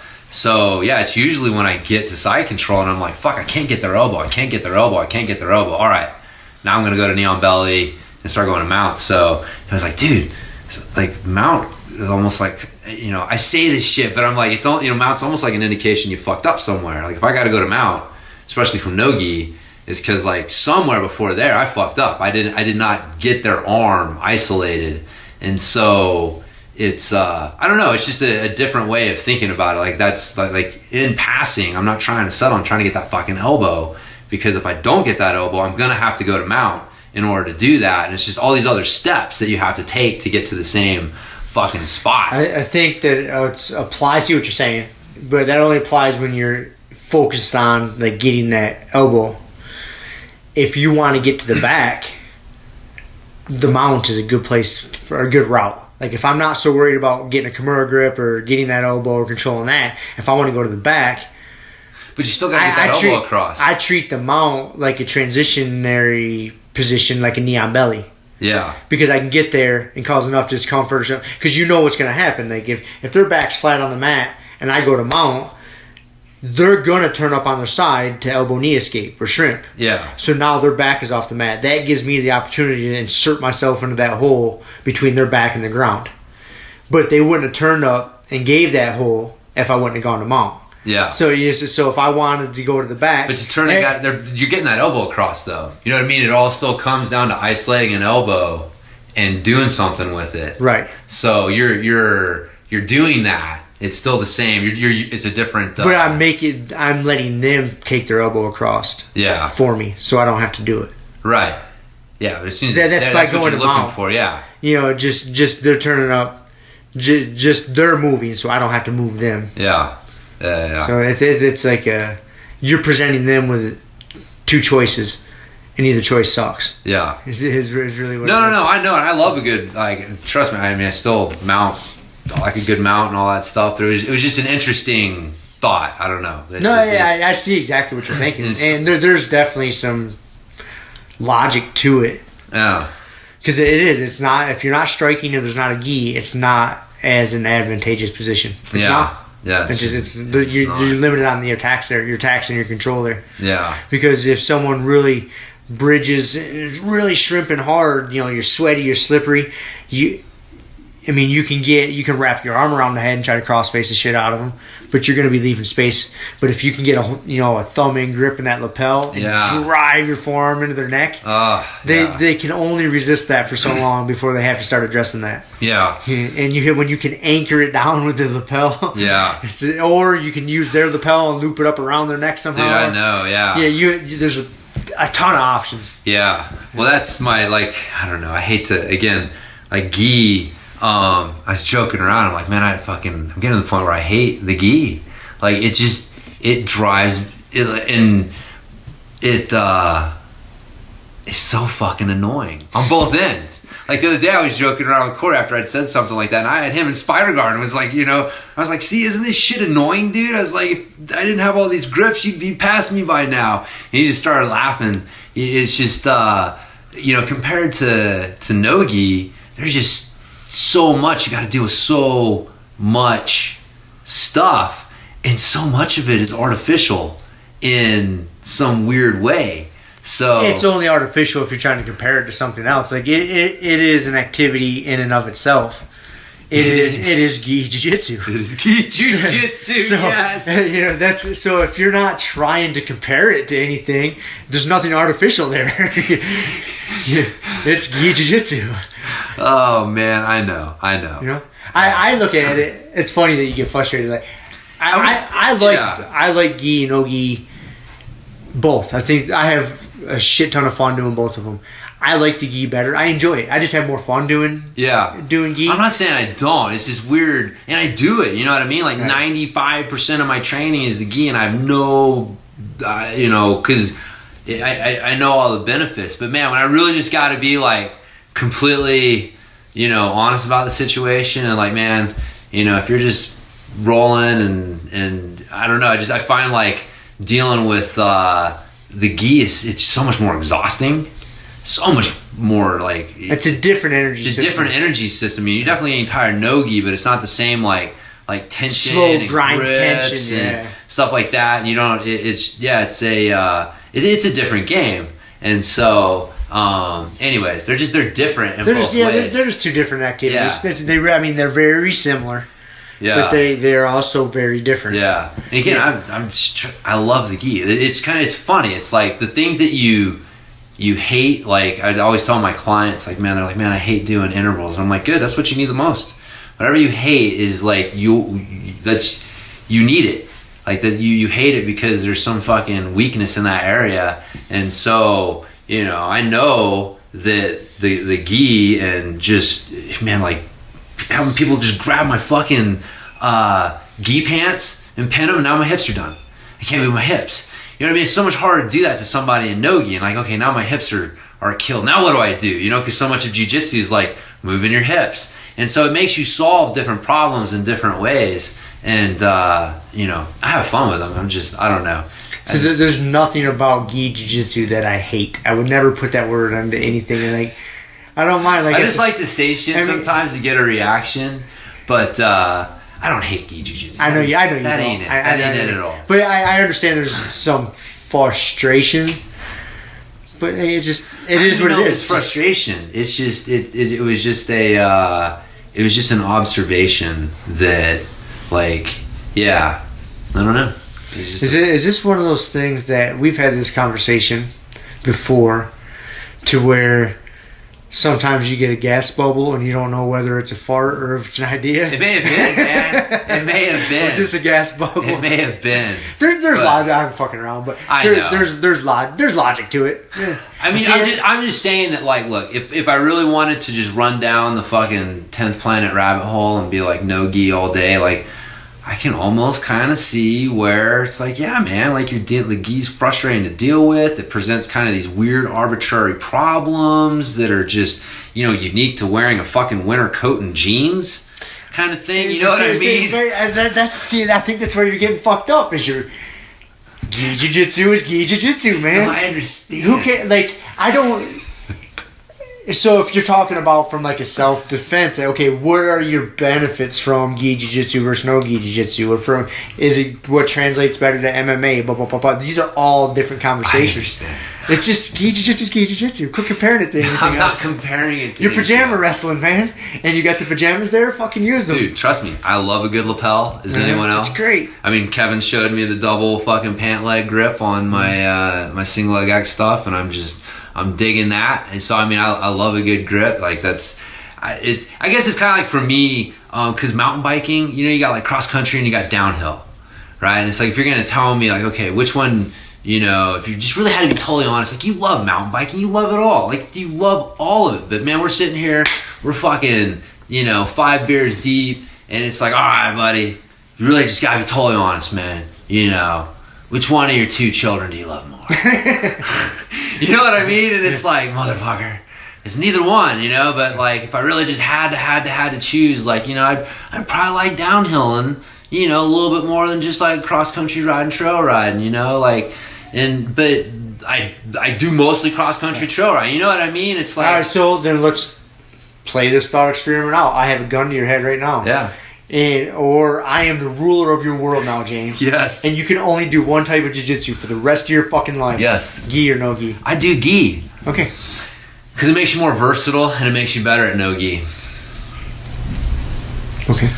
So, but like, I truly believe that. I truly believe that, like, you know, the fact that, like, I don't train a whole lot of no gi, but I follow your advice, and my gi game, even though I like a good grip, you know, translates over pretty well to my no gi game, which is why I think that it's when I do no gi, it's so much fucking simpler and so much easier than gi jiu-jitsu. So it wouldn't be the same. You know what I mean? If all I did was no gi, it wouldn't be the same. No, yeah, if you're a strictly no gi guy for Yeah. 10 years, and then somebody says, here, put these pajamas on, Yeah. you're going to be lost for a while. Yeah. It's the other way around. Like, you can be training gi all the time, just take your gi top off and go no gi. Yeah. It's not that It's much not different. the difference. Yeah, man. It's like, I look at like gi, man, when you get really good with it, it's like playing 3D chess. Yeah. You know, and like no gi, and again, this is no insult. I'm not like trying to, but I think most people will admit there's definitely a different layer of complexity once you throw those grips and the gi into it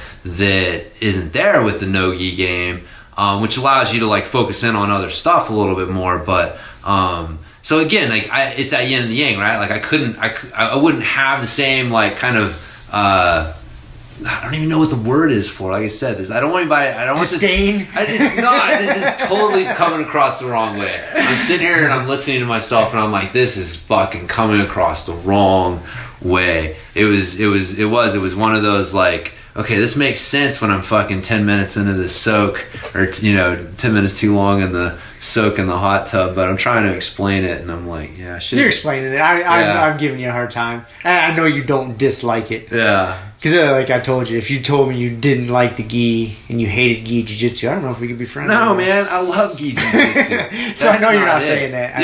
Yeah, but like I think most people would admit that, like, man, at the end of the day, like, which one's harder? Just physically more of a grind? Which one's harder? Which one are you mentally more just?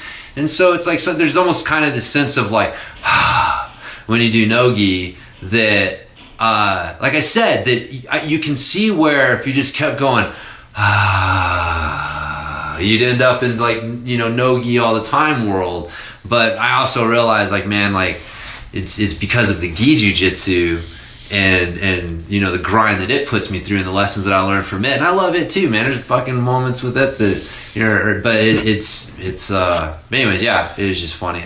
It came to me when I was like rolling no gi with those guys at the Black Bear Jiu-Jitsu, because again, if I had to choose, all right, you're going into a strange place, you guys are going to roll like gi or no gi, it's like, man, honestly, I'd probably choose no gi for a couple of reasons. One, I'm not going in there with a fucking belt around my waist, so it's kind of like, so they don't really know. Yep. I don't know, it's just, there's definitely something there where you're just like, oh, the little pressure of that's gone, and two, like, I just don't have to worry about getting some fucking lapel wizard tying me up into some 18 different directions. Like, I'm pretty sure I know the smashing that's going to come from, the no-gi direction, and it's generally a little, I don't know if that makes, I don't know, what's your... No, it makes sense. Yeah. Like you said, they are really just two separate activities. Yeah. Again, very close and also very different when you really nerd out on it. Yeah. For me, man, like if you had to make the choice, like I can only choose one for the rest of my life, I'm going gi. Yeah. And I'm not going to tell you all the benefits, or I just fucking like it. Yeah, it's fun, man. Simple as that. It is fun. I mean, I can sit here and argue for it and give you this. It's good because of this, or good because of this. Nah, fuck that, dude. It's fun. Yeah, no, it's fun. I like wearing my gis, man. I got too many gis at home. I got fucking 15 gis. I think I counted. I got 14 or 15 gis at home. Yeah. I like wearing my gis. Yep.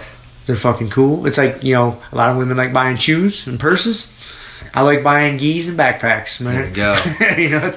Yeah. It's simple as that. Like, I like wearing it. I like strangling people with it. Yeah. It's fun. No, man, I agree. But I would never want to have to make that choice. No. I mean, no-gi is fun. Yeah. No-gi, I think, favors a more athletic person. Like, if you have somebody that's a better athlete than you, bigger, stronger, faster, you can slow them down and control them with the gi a little bit. So it kind of evens the playing field out. With no-gi, they're real slippery. Yeah. But I could go on and on for a while. I like this one more because of this, but I like this one more because of this, and blah, blah, blah. Yeah. So. No, I know. I'll say, like, for me, I think, because I've got, like, my hips and legs, like, when those get killed, and it's harder to kill those in no-gi without the grip. So, like, I feel like, for me, that's why, like, I have a little bit more fun and flow with the no-gi, because it's just keeping that inside. The foot pummeling is a lot easier. It's just, man, shit plays to your strengths. But I do that with the gi, too. Again, everybody's taking this all wrong. Fucking don't direct hate mail towards me. Please send all your hate mail towards me. I'm just wondering how this is coming across during my next fucking rolling session with Kevin. Is the only thing I'm wondering. Well, you got a week to sort it out. I Because know. this won't go out until next Friday. I know. So it'll be next weekend's open match. You'll be catching ass whoopings. Yeah? It depends on if he listens to it right away or not. He listens to them pretty fast. Fucking A, man. I So- know. It's going to be no-gi week for... Speaking of that, when's that punk ass Adam coming back? He likes to I listen don't know, to man. these things. He said something like 2 weeks ago, some vague threat or something. I know. That he made. Whatever. Dude, that post he put in the Ninjas group, That was fucking the Idiot's priceless, Guide to dude. Killing Robin James. Maybe we'll have to steal that picture, put it up on our website that or was something. so funny, man. That was fucking pretty good. Yeah. That was funny. And you didn't even remember what we said that insulted him. That was the funnier thing. Is he went through all that work to, like, I'm so mad at you guys, and Rob's like, what the fuck are you talking about? What did I say that made it? Somebody reminded me, and I was Yeah. like, oh yes. yes. I remember making that comment. Oh yeah, man. I don't know. Can't wait to see him. He'll come back and jump in, and I'm sure he's got some new tricks for us. Oh yeah. So We had a good visitor come through our school just the other day. Jesse from Jesse the Canadian. the Canadian. Yeah. So that's awesome. Like I said, we got a fucking good school, man. We're out here in the Yeah. middle of the mountains. We got good people come through, good training partners. Like, Fuck yeah. it's badass, dude. Like, I don't know. I've been really on that. Yeah, I think I've been kind of in a mental funk this past few weeks because we haven't had these Grumpy Guy sessions. And so when I get and I'm just fucking going to work, going home, going to bed, and I've been working a lot of hours. So when I finally do get to train and I get to the gym, my little oasis here in the desert, it's like, this is what the world should be like. Yeah. And then I leave jiu-jitsu and I go back into normal society and I'm like, fuck normal society. I go back to jiu-jitsu, I'm like, this is what this should be. And so it just goes back and forth. And so, yeah. Yeah, man. I'm glad you got that. I fucked her so much. And so is the rest of the world. So is the rest of the world, for sure, man. If I didn't have a good tribe, a good jiu-jitsu school, a good outlet, Yeah. good Grumpy Guy podcast and bullshit, I know. I'd be all fucked up in the head. I don't know if there's enough psychiatry out there to push right the ship, James. I don't know, man. I don't know either. So, I'm glad we can be there for you on and off the mat, brother. That's good. That's good. Boy, it's kind of funny, isn't it? This ties together in my head, but it's going to be a fucked up segue. Is the reason I'll explain why it ties together. Hey, did you watch that Conor McGregor documentary on Netflix? Yeah. That's good. I watched it last night. Yeah. You mentioned it to me. You asked me if I watched it. Yeah. That was good. I liked it, man. That was real good. I thought it, it was well done, and I liked it. You know what? I didn't. Like, they started, like, some of that early footage, like him waiting at the gym for his buddy to show up, and they didn't have money for headgear, and they're just in there just beating the fuck out of each other. They were already, like, and he hadn't even had a fight in the UFC yet. And they're already, like, documenting this shit? Did you think about that? I was wondering about that. I was, yeah. Isn't that a little weird? It was. Like, I don't understand that. Because, Well, so here's what I think happened. I mean, is he that smart? Was he putting that shit together that far ahead of time? I think he was. I don't know. People film shit. But it's not like it was filmed on a fucking phone.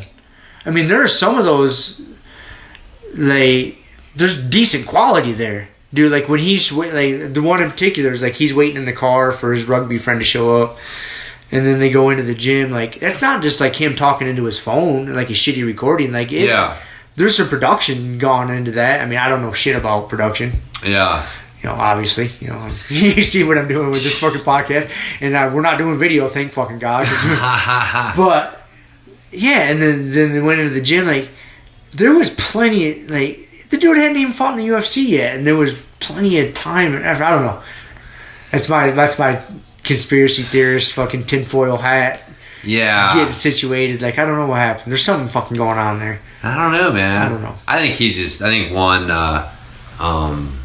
because I don't know, it's interesting because when that video, because they had even earlier videos, some of his fights. Well, some of his fights, but those are the but the quality was significantly different. Right. And so, like, I wonder if what it was is, like, you know, because there was an organization basically that he was fighting for that, you know, he ended up getting the titles and kind of leapt him into the UFC. Right. So I wonder if it was like after he had, you know, signed with them and he quit his job. So there was maybe this, like, they could tell he was something special. And how many? Again, this is what makes him Connor, is like, how many Connors are there coming out of Ireland, right? So, like, you got to think that, like, at that point, even at that point in that area where he was, it was like, well, kind of a superstar. Yeah, superstar is making this leap. We're gonna do this documentary on him, see where it goes. Oh shit, here we are in Vegas. And if it doesn't go anywhere, we're not out much. Right, yeah. So I'm sure there's been a lot of fucking documentaries like that started where people just kind of like, oh, this is the next big thing. We're going to, you know, see where he goes and document where he goes. So I would think that kind of tied into it a little bit, but I wouldn't be surprised if O'Connor was just like, man, I'm betting on myself, boys. It could be. The way his mind works, it could be. That's right. I don't know. That's why he didn't have money for headgear. Dude, I remember, man, like, after his first fight in the UFC, you know, then, like, leading up to his second fight, you know how they do, the UFC will do, like, those, I forget what the fuck they're called, but, like, they'll do, like, a little hour-long show of the, you know, following a fighter leading up to their next fight. Yeah. You know, inside or whatever. Yes, yeah. But I remember, like, Conor had one fight, he won, and then they did one of those with him, and I remember they interviewed him. And, like, he made some sort of statement along the lines, and he's like, what I usually do, you know, when I win this kind of money, he's like, I just fucking spend it all. That way I'm hungry, and I need to win when that next fight comes. I was like, dude, that is so... I remember that, and that was years ago, you know, going into a second fight. I remember hearing that, and I was just dying. I was like, this dude is something else, man. He's funny, yeah. Yeah, man, but he's tough as shit. I definitely gained a lot of respect for him, just kind of seeing a lot of the shit that he went through to get to that point. He's a smart dude. Like, he plays that role. He shit talks. You know, the thing is, like, dude, if you were to sit down and talk to him, I bet you he's cool as fuck. You know what I mean? Like, oh, yeah. He's playing the game. No, he's playing the game. He's playing the game. He's a hype man. He's a hype man. He's playing the game. He's the heel. You want to watch him fight, whether you want him to win or you want to see him get his ass whooped. Yeah. You're gonna pay to watch a fight, just like Floyd Mayweather did, man.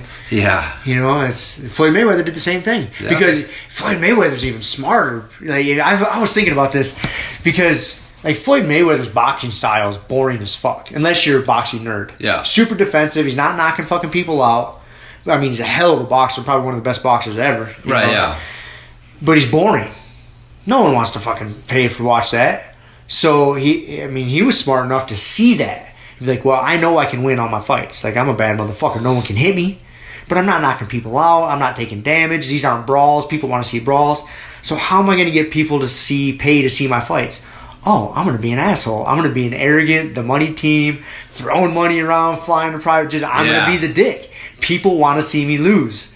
So they're gonna pay the fucking $100 for the pay-per-view. Yeah, he did the same thing. He went from Pretty Boy Floyd, to Pretty Boy Floyd to the Money Mayweather, man. That's fucking genius, dude. Yeah, when you start thinking about that, man. Oh yeah, because his boxing style is boring. Yeah. Like you're saying, unless you're a boxing nerd, it's boring, dude. Yeah, I get. I don't know what you know. That's interesting though, because but Conor's not boring. I'm not saying Conor fights like his fighting style is not boring. Yeah, but it's kind of the same. What God, I'm gonna throw some names out. I'm totally off. So have you seen? It's one of Marcelo Garcia's black belts that he actually disassociated himself. Dylan Dennis. Yes. Okay. So it is Dylan Dennis. You've seen him in that documentary. Yeah. So I'm just saying though, there is a little bit of an interesting side to that. I think, especially when you start getting into jiu-jitsu and martial arts, because boxing kind of has that whole like hype talking shit, disrespecting your opponent kind of thing built into it a little bit, whereas martial arts don't.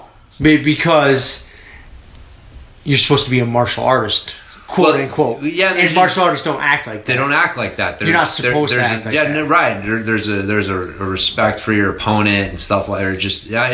There's that tribe thing that we were kind of touching on earlier. Like there is a basic like way to conduct yourself as a member of the martial arts tribe.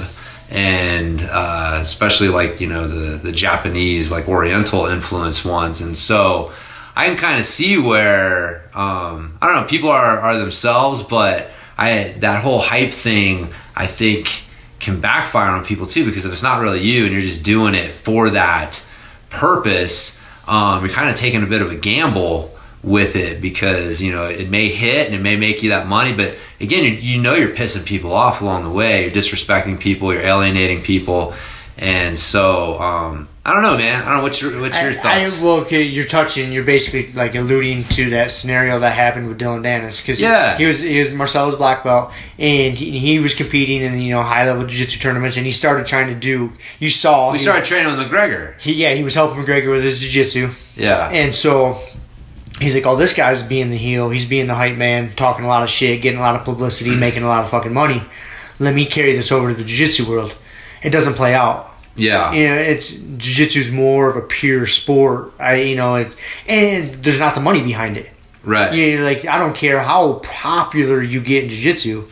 Well, he was trying to hype himself up too for his MMA career, but he was doing it on the back in a fucked up way. Yeah. And that's where Marcelo's like, hey man, that's not what my school's about. Right, yeah. That's not what this art's about. Like, yeah, I understand what you're doing, but this shit's getting misdirected. You're getting out in the fucking weeds here. Yeah. And if you either straighten up or you fucking find someplace else to train. I mean, I don't know all those details, but that's basically what happened. Yeah. And there's part of me that I agree with the fact that I think a martial artist should be a martial artist, man. Like, not just when you're on the mat, like, but that doesn't sell tickets for MMA. That doesn't sell tickets. It doesn't get because there's not enough of us purists that are going to pay these guys what they should be getting paid. Not enough of us to buy the pay-per-views and to go see the fights. Like, there's not. So you got to get the general public involved. General public doesn't want a pure martial artist saying, oh, my opponent's a great guy, I can't wait to go in there and test my skills. That's not exciting. They want to be like, oh, fuck this guy, fuck his mom, fuck his family, I'm going to go in there and kill him. I'm going to eat his children. Yeah. You grew up on Mike Tyson, man. Yeah. The general public wants that. Yeah. That's what sells the tickets. Yeah. But, it doesn't carry over to jiu-jitsu. I mean, you see some guys talking shit a little bit, like Gordon Ryan. Dude, that whole scene's getting kind of crazy. But it's kind of fun. It's kind of like tongue in cheek, because you see him talking shit, like him and Vinny Magalhaes are gonna have a fight, or match, and so they're talking shit a little bit, but you can tell like they're not taking it to the extreme like Connor's taking it, right? But then again, like the money's not there. It doesn't warrant it. Yeah, and it's just I don't know. Yeah. No, well, it's entertaining to a certain like it shouldn't get taken too far to be disrespectful. But you got to remember, in MMA, they're prize fighters. They're in the business of prize fighting. Yeah.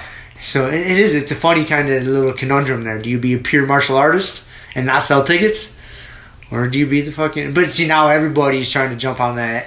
See, that's what I was saying. Is like, people jump on the new shit, and it doesn't work for everybody. Yeah, I hope it doesn't like turn into more of that, because it's kind of what there is a little bit of the whole like Gordon Ryan and the 10th Planet beef that they're the Twitter beef and shit.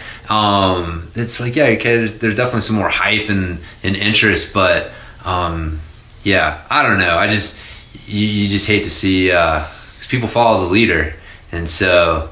That hype. In the MMA world, I think there's still people trying to shit talk a little bit, trying to be Conor-esque. Yeah.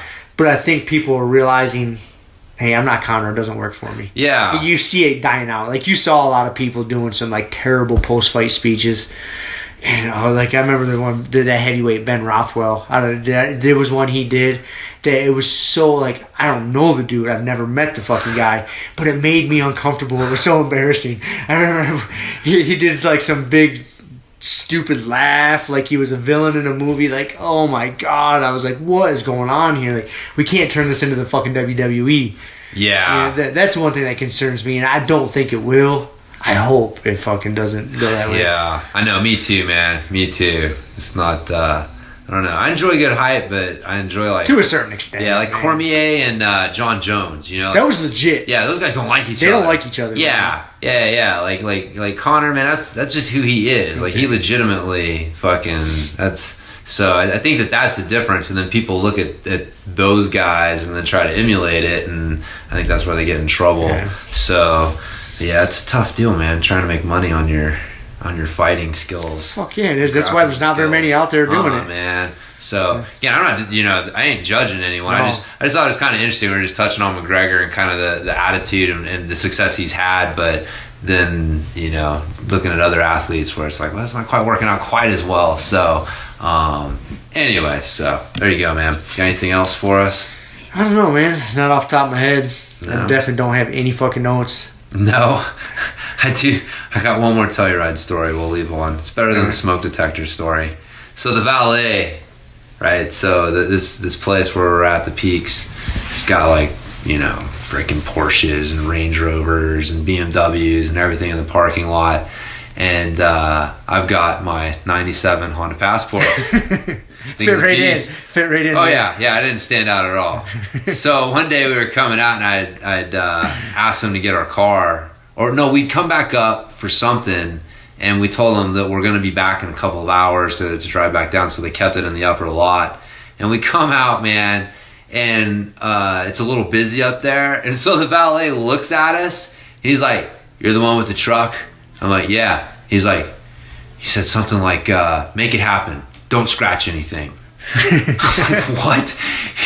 He's like, "Yeah, your car's over there. Just, get it. Go get it. Go get your car and don't scratch anything." That is fucking I was awesome, like, dude. Oh my God, man. I don't think he says that to a whole lot of the... He's not saying that someone driving a Porsche. No, man, no. So, it was funny. Of course, I got in there, and I'm like, oh, what the fuck is he talking about? And then I get in there. I actually got a little bit nervous as I looked around me. I was like trying to back out. I had plenty of room, and one of the valets came over, and he was like making sure, signaling me. But yeah, don't scratch anything. Don't scratch these $100,000 cars on each side of you. Make it happen. Don't scratch anything. It's pretty good. I was like, all right, man. Sounds good, brother. It's kind of a good lesson for life right there. It is, dude. Make it fucking happen. Make it happen. Don't scratch nothing. Don't scratch nothing. So we'll end it on that. Man. Maybe that'll be the title of today's podcast. I know. Make it happen. Don't scratch nothing. Yes. Episode number 23. The next podcast is going to be the top 10 reasons that I love gi jiu-jitsu. I hope so. I want you to spend a week thinking about that. I don't want anybody to take that the wrong way. I love gi jiu-jitsu. I was just being... Sometimes I have moments where I'm being too the fucking honest. Conor McGregor. You're trying to fucking create some hype. That's right. Create some hype. I know, man. A little animosity here on the podcast. We'll start arguing for people. That's right, dude. I'll be the no-gi guy. No, man. Nah, so... Anyways, yeah. Well, today's Sunday. So today's Easter Sunday. We'll be back doing our next episode on Friday, and this one will be released on Friday. Yep. We'll be back into the swing of things, man. Can't wait to get back into my routine. Yep. So, back to training normal and all that stuff. So, except for you skipped out on open mat today. Well, generally I take Sundays off, man. Psh, whatever. I know. That's all I'm going to say to that. I know. Whatever. It's this balance of like family and jiu-jitsu, so... Fucking balances. I know. We come in, the thing is like I say, we're not going to train on Sunday. We come in half the Sundays. You come in almost all the Sundays. I know. You need to take another day off during the week. Remember, you got to fit your training schedule around my fucking training schedule, James. I thought we discussed this in like episode 4 or something. I think we did. I'm pretty sure. That's right. I had to transfer my Thursday to Friday. Yeah, because my schedule changed. I don't have Thursdays off. But that might change again, so hold off on changing your schedule a whole lot. All right, man.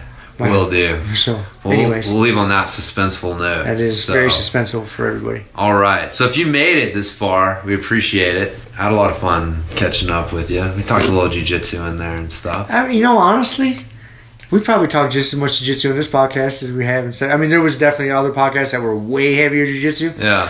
But we've had plenty of podcasts where we spent an hour and a half talking about fucking conspiracy theories and God knows what else. And then the last half hour we cram our topic into. So it's really not too far off. All right. We've done this more than once. Okay. Well, you know more than I do, Producer Rob. So that's a stretch. Yeah. But anyways. All right. So closing out. Got Grumpy Guy BJJ at gmail.com if you want to hit us up with any questions or comments or anything like that. Find us on iTunes, Podbean, Stitcher, iHeartRadio, all the usual podcast suspects. And you can check out our website at grumpyguybjj.com where you can get the free BJJ Improvement Starter Kit and some seminars and a workout and stuff we put together. So things just kind of help you guys implement some of the things we talk about on the show. So, and yeah, reviews, comments, all that stuff are greatly appreciated. And I think that's about it, man. I think that's it, man. That's it. About time for Easter dinner, I hope. Yeah, so yeah, I appreciate everybody listening. And we are glad to be back at it. And we will talk to you guys next week. Peace.